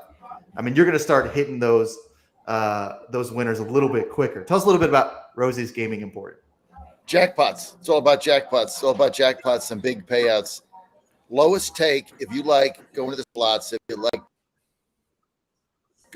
lowest anywhere in the country, anywhere in the USA, lowest state takeout. That's how they got there. And so that means you're going to just win more money and have fun. Rosie's in Virginia is it's a different culture. It's not like going into your typical casino where, it's a little bit dark and they pump the oxygen in, right? People are smoking, right? None of that at Rosie's. The lights are bright. They got air conditioning, but they're not pumping in oxygen. That's not how they roll. So it's just a fun experience. The food is great. The drinks are great. The fun is great. Then you go upstairs. They got OTB. They got the athletics books like we're talking about now. Things to do, of course. Colonial Downs, that meet starts in July. We move our whole operation there for the summer. It's one of the things I look forward to. So just go to rosiegaming.com, and if you're in Virginia, it is a fun place to go. Have fun, win money. rosiegaming.com. We got locations all over Virginia. Dumfries, event just out of Roanoke, Colonial Downs in New Kent, Richmond, South Richmond, right by our studio. So I like to pop in there once in a while when I'm in town. They got Hampton. They got Collinswood by Danville. They got now Emporia just off of 95 coming up from NC. So you live in that area, might drive up 95, go to the one in Emporia. That's fun. rosiesgaming.com. Win money, have fun, biggest payouts, biggest jackpots of anybody in America. rosiesgaming.com. You're listening to the Godzilla Win Saturday Pick Show. We're talking a little March Madness. We're going to talk a little MLB best bets as well today. Let's get to the ACC tournament rematch here coming out of the South region. I believe that's the South. Yeah. North Carolina State, DJ Burns making a push for the Final Four here. Duke, Kyle Filipowski, Josh Shire's team. They're a 6-point favorite over under 143 here. We'll start with Nate. We talked about Duke a lot earlier in the show. I don't know, man. 6 points is a lot. I think I'm willing to lay 6 here. I just think the Cinderella run comes to an end for NC State. I mean, NC State is, not to just sort of bang on this point a lot, but has also been the recipient of some pretty nice 3-point variance in their opponents. Tech shot or A&M shot 22% against them. Marquette, was the one that I was looking at where they shot, 30% or 13% against them. The only team that sort of shot well from three that NC State's played so far in the tournament was Oakland. And that game, Oakland almost took them down. So Duke is the best shooting team that they will have played, I guess is my point. And Duke is not going to shoot 13% from three like Marquette did. They have enough juice to hang with NC State here. So I like Duke. Dan, do you agree? But is Duke going to shoot 25% from three like it did the last time they played NC State? I don't know. Duke has already seen State twice and has shot 25% and 30% from three against the Wolfpack. So I think it might be more to do with State's defense than just getting a little lucky here. So I'm going to ride with the Wolfpack here. So, okay. So we got some shooting variants from Nate. We got a Wolfpack fan in Dan. Dad, I don't know. At 6 points, it just, I keep fading Duke and I keep looking like an idiot. So maybe it's just time to get on the Duke train, see how far it goes. I'm not going to lay 6 here on Duke. I thought that was a tough game they played last.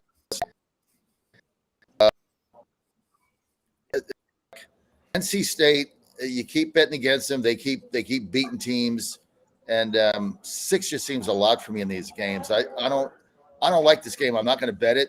If I have to bet it, I take the 6. But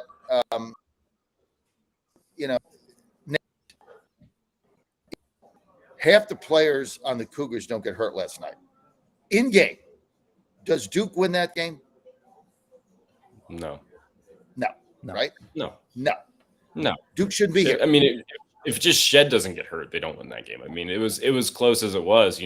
Credit to the Cougars defense for doing the best they could, but they just didn't have enough offensive power. Well, they had half a team, and Duke with 3. They don't get injuries in game. Shed doesn't get hurt. Cougars win that game, and they win it going away. So that's they're just playing on borrowed time. And look, NC State's already beaten them. So why am I going to lay 6 with a team that's already got beat by a team in the ACC? So I'm gonna go with NC State. The only thing, this Duke team, I've been saying it for some. I don't know who they. I don't know. I don't know who shows up from one day to the next. Maybe now they get on a roll, but I'm not going to. That to me is not worth 6. 3, maybe I'd think about it. 6, no way. Another interesting parallel to 1983, State's opponent in the Elite Eight was a team they'd faced in the ACC tournament in Virginia. Yeah. They have the blueprint to beat Duke. Like Dan said earlier, I think it was Dan, Duke is known for taking the ACC tournament seriously. So it's not like they were looking ahead. I think that's a lazy take from anyone. I really don't think that happens in any of the conference tournaments. These guys really want to win these tournaments. Maybe when you get to the finals or the semifinals, maybe you take a little bit off the gas if you're Houston or something and you're going to get a 1 or 2 seed. But I think that these guys take that tournament really seriously. And the issue is if somebody can game plan for DJ Burns or not. I thought Oakland did a pretty good job in the second half of neutralizing his effect on offense. And Oakland didn't have the size to out-rebound that team. They basically, I remember Greg Campy saying in the first half interview, he goes to his right. That's the only way he can move. And so if you cut off the right shoulder, you can force him to pass. Now, the problem is NC State going to hit a bunch of shots from the outside when you double team Burns on the inside and force him to either go left or pass it out? If they hit those shots, then it's like Purdue right now. It's hard to stop. You have to leave somebody open if you're going to double DJ Burns. And I think the rebounding issue is another issue. I just feel like Filipowski, I know we say he's soft. I don't know if that's true or if it's like Mitch said, he's just got a punchable face, so we think he's soft. Like, he is a good rebounder. If you watch him play, the guy gobbles up a lot of rebounds. And I know he celebrates every time one thing. I mean, that's like what it is to play at Duke. Like, you just have to look like a jerk out there. Like, I don't know why that is, but that's just how it goes. Every time you put on a Duke uniform, if you're 6'9", especially if you're white, you just have to look annoying. But he is effective. He's great on the boards. I just don't know if he can muscle Burns out of the way. It's like Zach Edey can muscle anyone out of the way. He's 7 feet, and he looks like Yao Ming. He's gigantic. And so, I don't know, like, can Filipowski move Burns like Edey could, or maybe Klingon? I don't know. But I think that Duke probably wins this game. I like the 6-point spread here, so I'll probably end up laying the wood. I like some favorites today, and that's mostly because I can't keep fading Duke and being wrong. But then again, I mean, you can't keep fading the Wolfpack and being wrong either. So it's an interesting game. It's a weird spread. I don't know the free throw percentage. Like, that might sway me one way or the other. If NC State just knocks down free throws all the time, maybe they get within 6 and stay there. But I don't know. I mean, now that I'm thinking about it, maybe State's the better free throw shooting team, but it's not a huge disparity. Yeah. Maybe I'm just talking myself into NC State. Just maybe this game's just going to be close. I mean, it should be close, right? Like, who knows if Duke wins, but God, I can't imagine they blow them out by 10. So now I like NC State. I don't know. I really don't know what to think of this game here. I'll keep thinking about it. Maybe go back and forth. If I had to make a pick right now, this is one where the best advice for you is to just stay away if you're having this much trouble. I know. Well, and it's an intellectual exercise because we're on the show. I don't think I'm actually gonna even put in a pick for Godzilla wins. I just don't know what to do with Duke, and I keep fading them, and they keep winning, and they keep making me mad. So, we'll see. But I don't know. I'm definitely gonna watch it on Sunday, and we'll see. Let's get down to the Midwest, but yeah. Oh, actually, before we get to the Midwest, I knew I had to look at the run sheet because I knew I had to give out another shout out to my guys at Royal Canal. They got this great product on the market right now, Royal Canal Fitness. RC Furnaces is a fat-burning machine right here. I know Dad just logged off. He's trying to get some internet issues figured out. He's at some hotel in West Virginia in Morgantown, but I know that he's going to be trying this RC Furnace as well. This stuff is really great. Now listen, you go to royalcanal.fit. That's royalcanal.fit. You click on the RC Furnace. It's about $45. You put in promo code Godzilla wins. Just one bottle gets you 50% off. So it's a good deal to just try it. What this does is it does a lot of fat burning. It gets it oxidizes your muscles in a way where you can prolong your workout, whether that is running, whether that is lifting weights, playing sports, rock climbing. Nate does a lot of rock climbing. Nate could use a little RC Fitness, get up the wall a little quicker. They come in, easy capsules, so you're not down in the pre-workout nonsense. Sometimes I get a little tired of all the little stuff you got to put in water.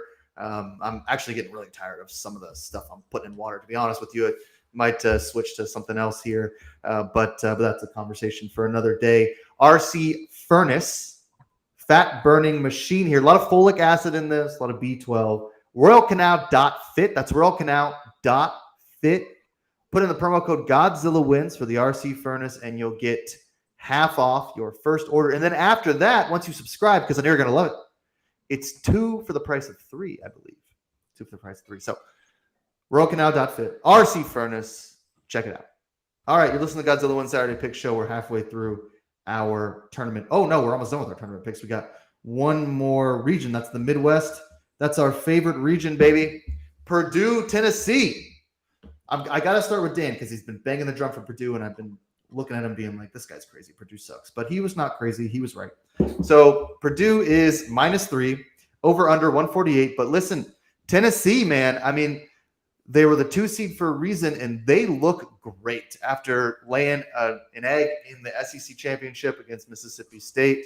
I believe it was Mississippi State where Dalton Connect shot like 4 for 100. I mean, they look amazing. Dalton Connect is a bona fide superstar, could be the player of the year. Dan, we'll start with you. Short spread, but Edey versus Connect. I mean, what you got here? I mean, already saw this game, already covered it, and I think that it's going to look pretty similar to what happened in Honolulu. I mean, Connect got his points, so I'm in that game, but Tennessee just didn't have enough other scorers to match what Purdue brings to the table. I mean, everyone talked about Zach Edey, but Braden Smith was the best player on the floor last night for the Boilers, and Purdue has several other options on the floor. I mean, everybody on that team can do something offensively this year. And I think it's just going to be too much for Tennessee to contain. You're right about that. We talked about that earlier. Matt Painter really decided last year, after getting bounced by Fairleigh Dickinson, which was embarrassing, that he's going to have other options other than Edey.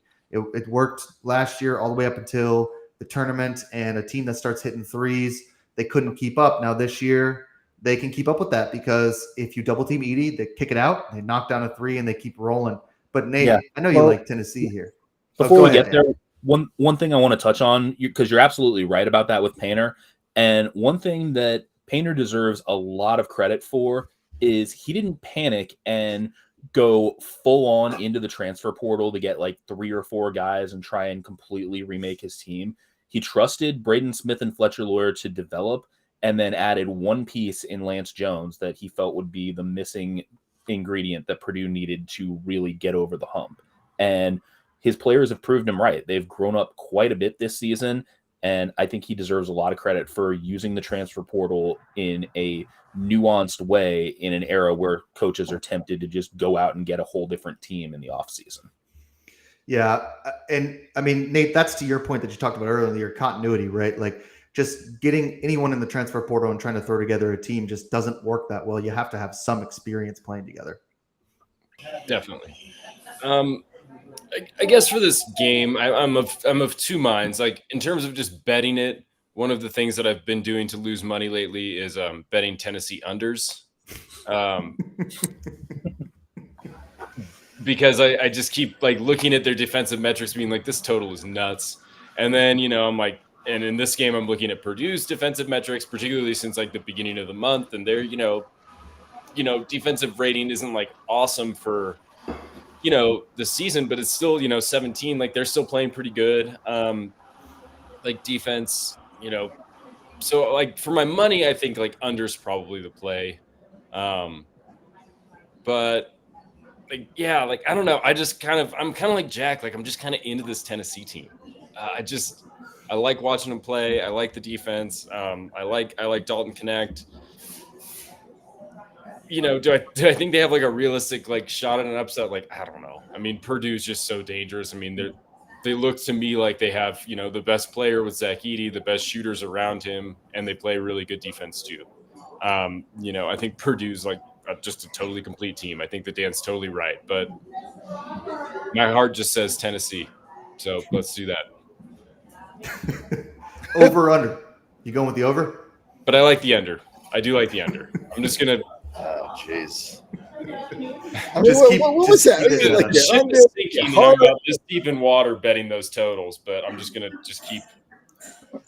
Yeah, keep going. I mean, that's what totals. Oh, the whole over and under totals thing was just, made to suck your money out of your wallet. That's not true. No. Stop. We're going to get to your pick in a minute, but you need to stop with the only way to make any money is either money line or against the spread. Like there are lots of ways to make money. Over-unders are a perfectly legitimate way to win bets. You can sometimes win them a lot easier than a spread or a money line. Same thing with props. Just because you don't understand them or you don't like them doesn't mean they're not an effective way to like what I don't understand is you own a you might as well go to the roulette table and put $100 on red or black. It's like flipping a coin. It's boring. Well, that would just be gambling in general, and also putting $100 on red is always fun. So I don't know what you're talking about, but like you own a sports betting website. And you refuse to embrace like 75% of the sports wagers. Like, get with the times, man. Like, just go online, read some of Dan's articles, educate yourself, and come back with some over-unders, some props, some parlays, some teasers. Stop acting like this is 1925 and you're just going up the street asking the mob boss if you can have whatever, like the White Sox minus 1.5 run. Or Yeah, that's on what. the money line. If you're betting the White Sox minus anything this year, you're crazy. Yeah, I was just trying to think of a team that In existed in 1925, 1925. You laid it on the White Sox. I mean, when my father used to call the bookmaker up with putting the dimes in the payphone when I was 7 years old. Like there was no over under. It was like He lost all the time. He wasn't. wasn't any good at it. Like I don't know why. Like your dad is a good analog for sports gambling. All he did was lose constantly. He never won a World Series. He went like 55 years without winning one World Series. That's true. He's That's not true. like he's That's not true. like That's a true. good You know your example. grandfather well. I think the last World Series he won was like the New York Polo Ground Giants in like 50 over Cleveland or something. Yeah. Or like when the White Sox fixed it in 1919 or whatever. That's probably the last time he won the World Series. 19. Yeah, like that, you know, when the fix was in. Go ahead and give us your Purdue Tennessee pick so we can get to baseball. Oh God, I love Purdue. I mean, I love Purdue. I'm going to lay the 3, but this is the other thing. I bet Purdue at 8-1. So 150 gets you. Do that math, 1,200. So I'm all in for Purdue. I bet them early at 8-1. So I certainly like them here. And you look at the way they completely dismantled Gonzaga, and all you guys were picking Gonzaga. What was it? Friday, right? You all were all over Gonzaga. That was just 2 of us. Whatever. Yeah, you're all over Gonzaga. Dan's been on Purdue since then. Yeah, well, Dan, because Dan, Dan, you had that Pac West team. Hey, how many Pac West teams are in there? None. The Pac West is not a conference. So well, whatever it is, those Mountain West none teams. last year either. Hey, there's all those West Coast teams out there that I never get to see because they're on at midnight. I'm at bed. I love Purdue here. I think they're going to win the whole thing. Oh, great! And you have been on Purdue, so just to make a quick argument for how an over/under can work. My women's preview yesterday on Texas and Gonzaga. Texas is a hardcore defensive team. Gonzaga hadn't been forced to play that slow all year. Taking Gonzaga's team total under was an easy cash. The Bulldogs ended up with 49 points. What was the over/under on that game? The over/under on that game. Let me pull that up. It was 141 points. And you bet you picked the under?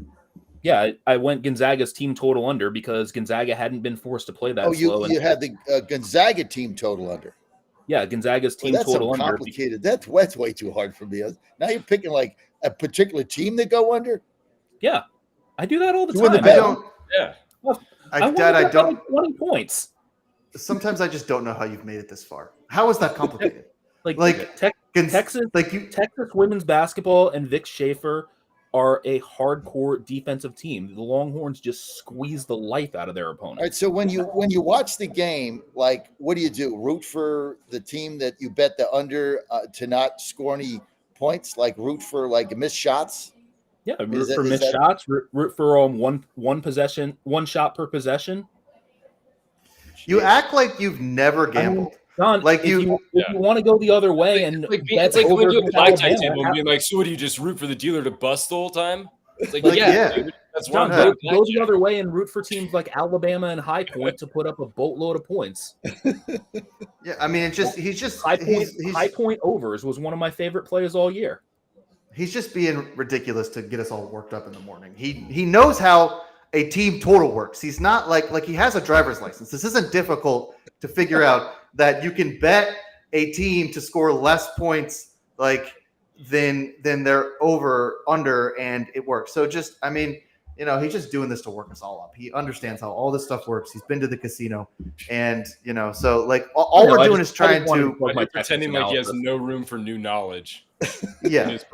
I got a lot of knowledge here. I just wanted to plug my Texas pick because I was proud of that one. Bet the game you want, bet the game and root for the team to win. I never saw the entertainment value of betting an over under. Like, what is the entertainment value there? Like, you bet winning money. I hope you miss a field goal. I mean, it's just. I hope there's an interception, but they don't return it for 6. I mean, you're not really rooting for anybody. This is why the reason you don't like it's the same reason you don't like the casino, because it's hard to tell people that you were right, which is the only thing you really care about in gambling, especially with this stuff.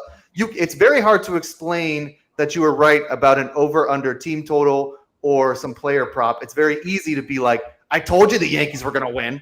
So, that's one of the reasons you root for good strategy. You root for good strategy. Exactly. That's the whole thing, is like, who you picking to win? I picked Purdue.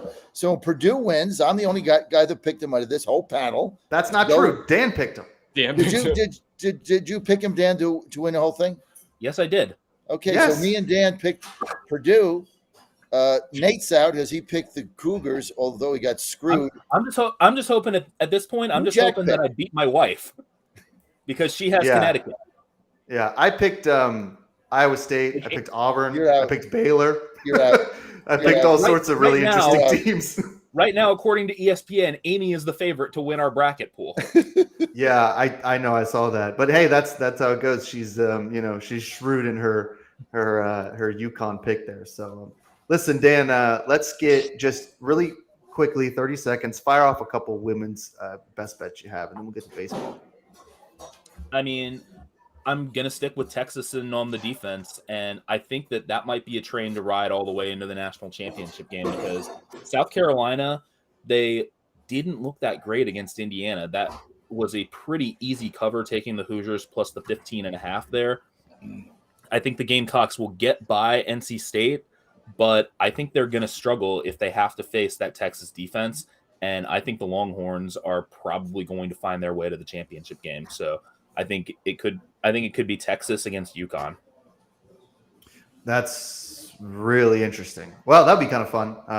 I'm all for UConn here. I think Paige Beckers is just unstoppable, and I'm kind of with you on the Colorado thing. I don't know if they'll beat Iowa, but they're going to keep it close. Iowa's looked beatable this tournament, and if Colorado gets by them, they've already beaten LSU pretty good. Yeah. Well, I'm kind of worried about LSU making it out of that. I think UCLA could win that game. Yeah. So I just don't. I don't know if I have as much confidence in Iowa and LSU. I think LSU has been kind of streaky this year, but they're tough in the tournament, and Kim Mulkey's tough in the tournament. So I'm less confident about that one. And then I don't know. On the other side of the bracket, South Carolina, I think, is still unstoppable. I'm just not sold on them anymore because they had a 22-point lead in that game against Indiana, but that defense really scares me. And against a team that plays defense as well as Texas does, I think South Carolina is going to panic. Yeah. Well, they did that last year, and the thing with South Carolina is if you bully them, they tend to fold a little bit, and I don't know, like few teams can bully as well as Texas does. I mean, Jack, you follow Mississippi and Mississippi State sports pretty well. Mississippi State became a power in women's basketball because of Dick Schaefer's defensive principles. Now he's at Texas, and it's the same stuff that he did in Starkville. Well, look, I'd love to see it. You always like to see a little bit of different teams. Like a Texas UConn championship would be so awesome. So, we'll see. Now, Dad, before we get to baseball, which we're going to do, we got about 10 minutes left, but tell us a little bit about Healthy. So I know we talked about REM sleep. Tell us a little bit about maybe joint health. Well, joint health and mobility. I tell you what, I've got all kinds of issues going on as I get older, and I lug all this stuff around for my radio show. I get all those big Pelican cases, and my back starts hurting, especially sitting in these baseball seats. Also, when Joe came home for Thanksgiving, I played threw the football around with him. Naturally, I pulled a hamstring because I'm like ridiculous. So I've been in a lot of discomfort. I had an MRI. The guy told me you can get surgery or you can wait. You can wait it out, and you're gonna have to deal with the pain. And I'm like, how long? And he's like, a year. I'm like, how long? A year. So I've been dealing with that. So Aleve, Advil, all that stuff. It's not good for you to take that like 4 a day like I was. So I got joint health and mobility. Dr. G and Papa turned me on to this because I actually called him up and told him what happened. And he said, look, try this joint health and mobility. I did that. That is an anti-inflammatory.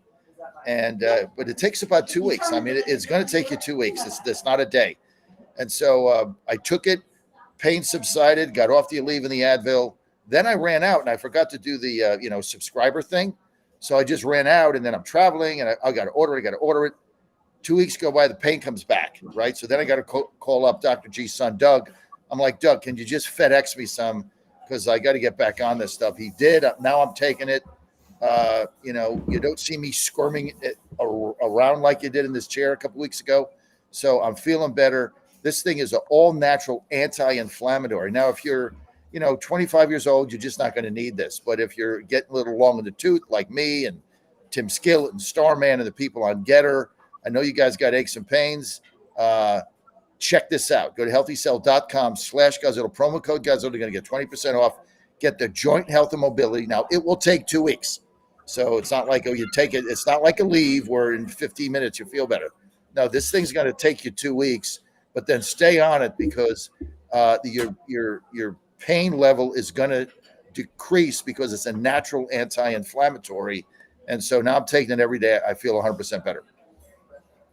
healthycell.com/Godzilla. Join health and mobility. 20% off. Promo code Godzilla. Godzilla, do yourself a favor. Live pain-free. You're listening to the Godzilla Wins Saturday Pick Show. We got about 10 minutes left, and we're going to do some baseball best bets. I'll just be pretty transparent as far as the content on the website goes. I'm all in on baseball this year, so if you like baseball, go to GodzillaWins.com. Once the tournament's over, we're going to go pretty heavy into baseball. And for the show going forward, we're going to do a ton of baseball.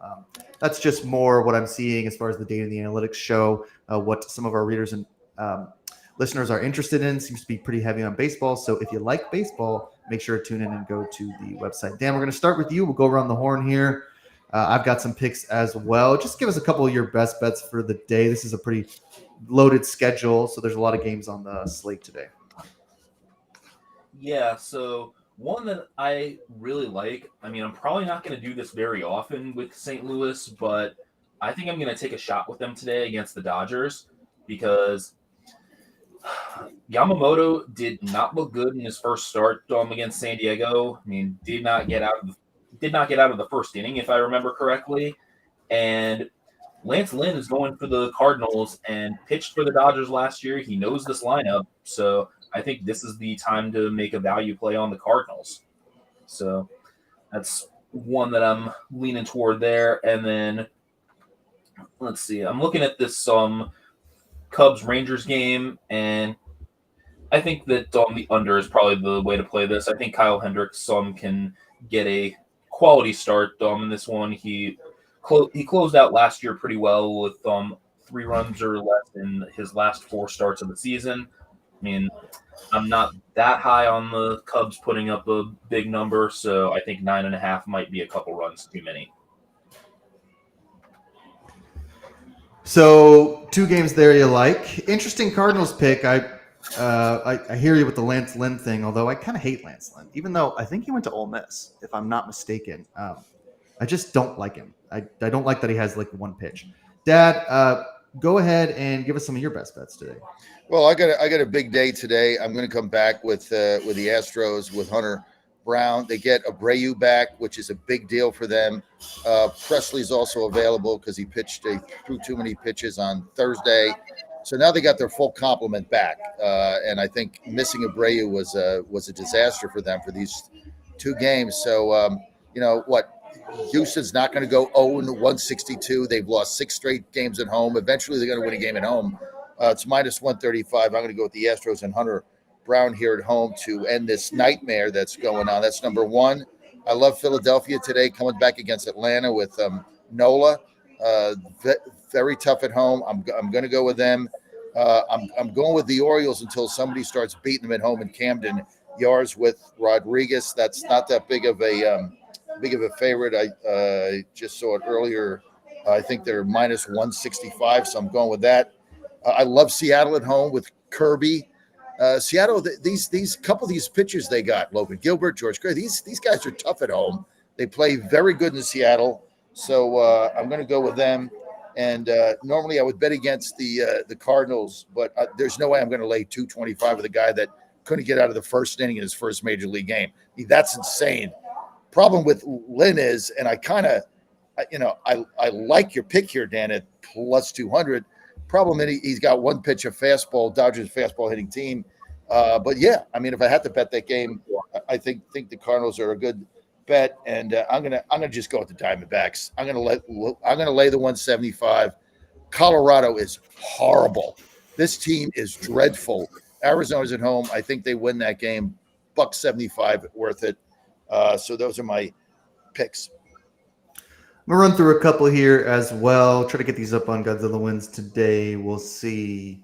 Baseball picks are fun, but you can get kind of when you're writing these articles. Oh, just hit my mic. That was probably not fun for everybody. When you're writing these articles, sometimes you get bogged down in some of the advanced metrics with baseball, and all of a sudden it takes you like 2 hours to write something you thought was going to take 45 minutes. So we'll see about today. I really like Detroit -1.5 on the run line, against the run line anyway. I just don't believe Chicago. They have to get past first base for me to feel like I'm going to not fade them. Tigers looked pretty good. They got the day off. They're at home. A lot of people are going to be at that game. Detroit's pretty excited for this team, so you can give me Tigers -1.5. Braves Phillies. I took the under yesterday mostly because I thought it was going to be windy, and then the bullpen screwed me on that. But I'm going to take the under again here just because the Aaron Nola versus Fried. I mean, the pitching's so good. If Nola can just last a little bit longer, hopefully the Phillies don't blow up in their bullpen. Always scary taking the under in a Braves game because they hit so well, but I'm going to do that. I got to disagree with Dad here. I know. Well, yeah, and that would be a good prop, right? Because that I'd have to look at the juice on that, but the under in the first 5 innings, I might actually switch that in the write-up because you're right, Dan. I mean, that is almost guaranteed to hit. Not guaranteed, but you know how it is. I like Yankees -1.5. I don't like Hunter Brown. I don't think he's a starter. I think his stuff is wild, and I think the Yankees look locked in. I don't care. Bullpen, starting pitching, they look really good, and the Astros don't. I think at some point the Astros are going to start to fall apart as an organization. They don't have a farm system anymore, and the pitching right now is a nightmare. Now, they can hit. They can always hit. They're a great franchise. They're my favorite team, but I'm fading them today. Yankees -1.5. Diamondbacks -1.5. Rockies suck. That's the analysis. Like Rockies suck. Like, I don't know how else to put it. They look terrible. They got blown out both games.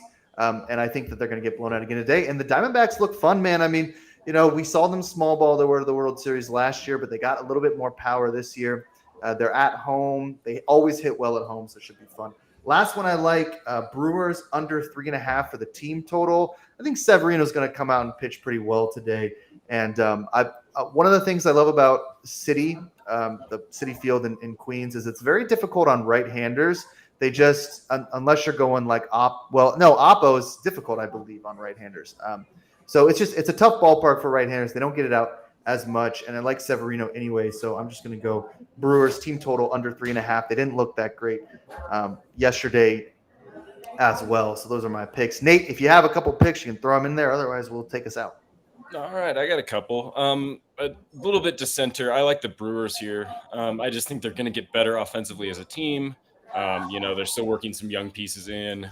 I think that they're going to get better. So I kind of like the Brewers as a small dog. The favorite that I kind of like is the Reds. I mean, Corbin's not good. He's not been good for a few years. I'm sort of surprised he's still in the starting rotation. And Hunter Green is just electric. -175 is pretty steep, but I really like the Reds to beat the Nationals. Only other thing that I was kind of looking at is like over 9.5 runs in the Cubs Rangers game. I mean, Hendricks is not going to blow anyone away these days, and I think that could be a problem against the Rangers. I think they will get their runs. Likewise, the Cubs are really good against left-handers, so they should be able to put up a few themselves. So I like over 9.5 in the Cubs and Rangers as well. Look, soon as March Madness is over, I mean, we're doing at least an hour of baseball picks. So if you like baseball, make sure to listen to the Godzilla Wins Saturday Pick Show as we get into the summer. Should be a lot of fun. Thanks everybody for listening to the Godzilla Wins Saturday Pick Show. Thanks Nate, Dan, and my dad for joining us for the full 2 hours. Mitch for the first hour. You can find all of your daily picks and all of your writing on GodzillaWins.com. We'll have a bunch of stuff up today. Happy Elite Eight. Happy opening baseball weekend. Have a great weekend, and we'll see you next week. Up next on the radio is Steve Bannon in the War Room. Hey, and don't forget my prop bet MVP NL Christian Yelich. That's right. 150 to 1, baby. Do it.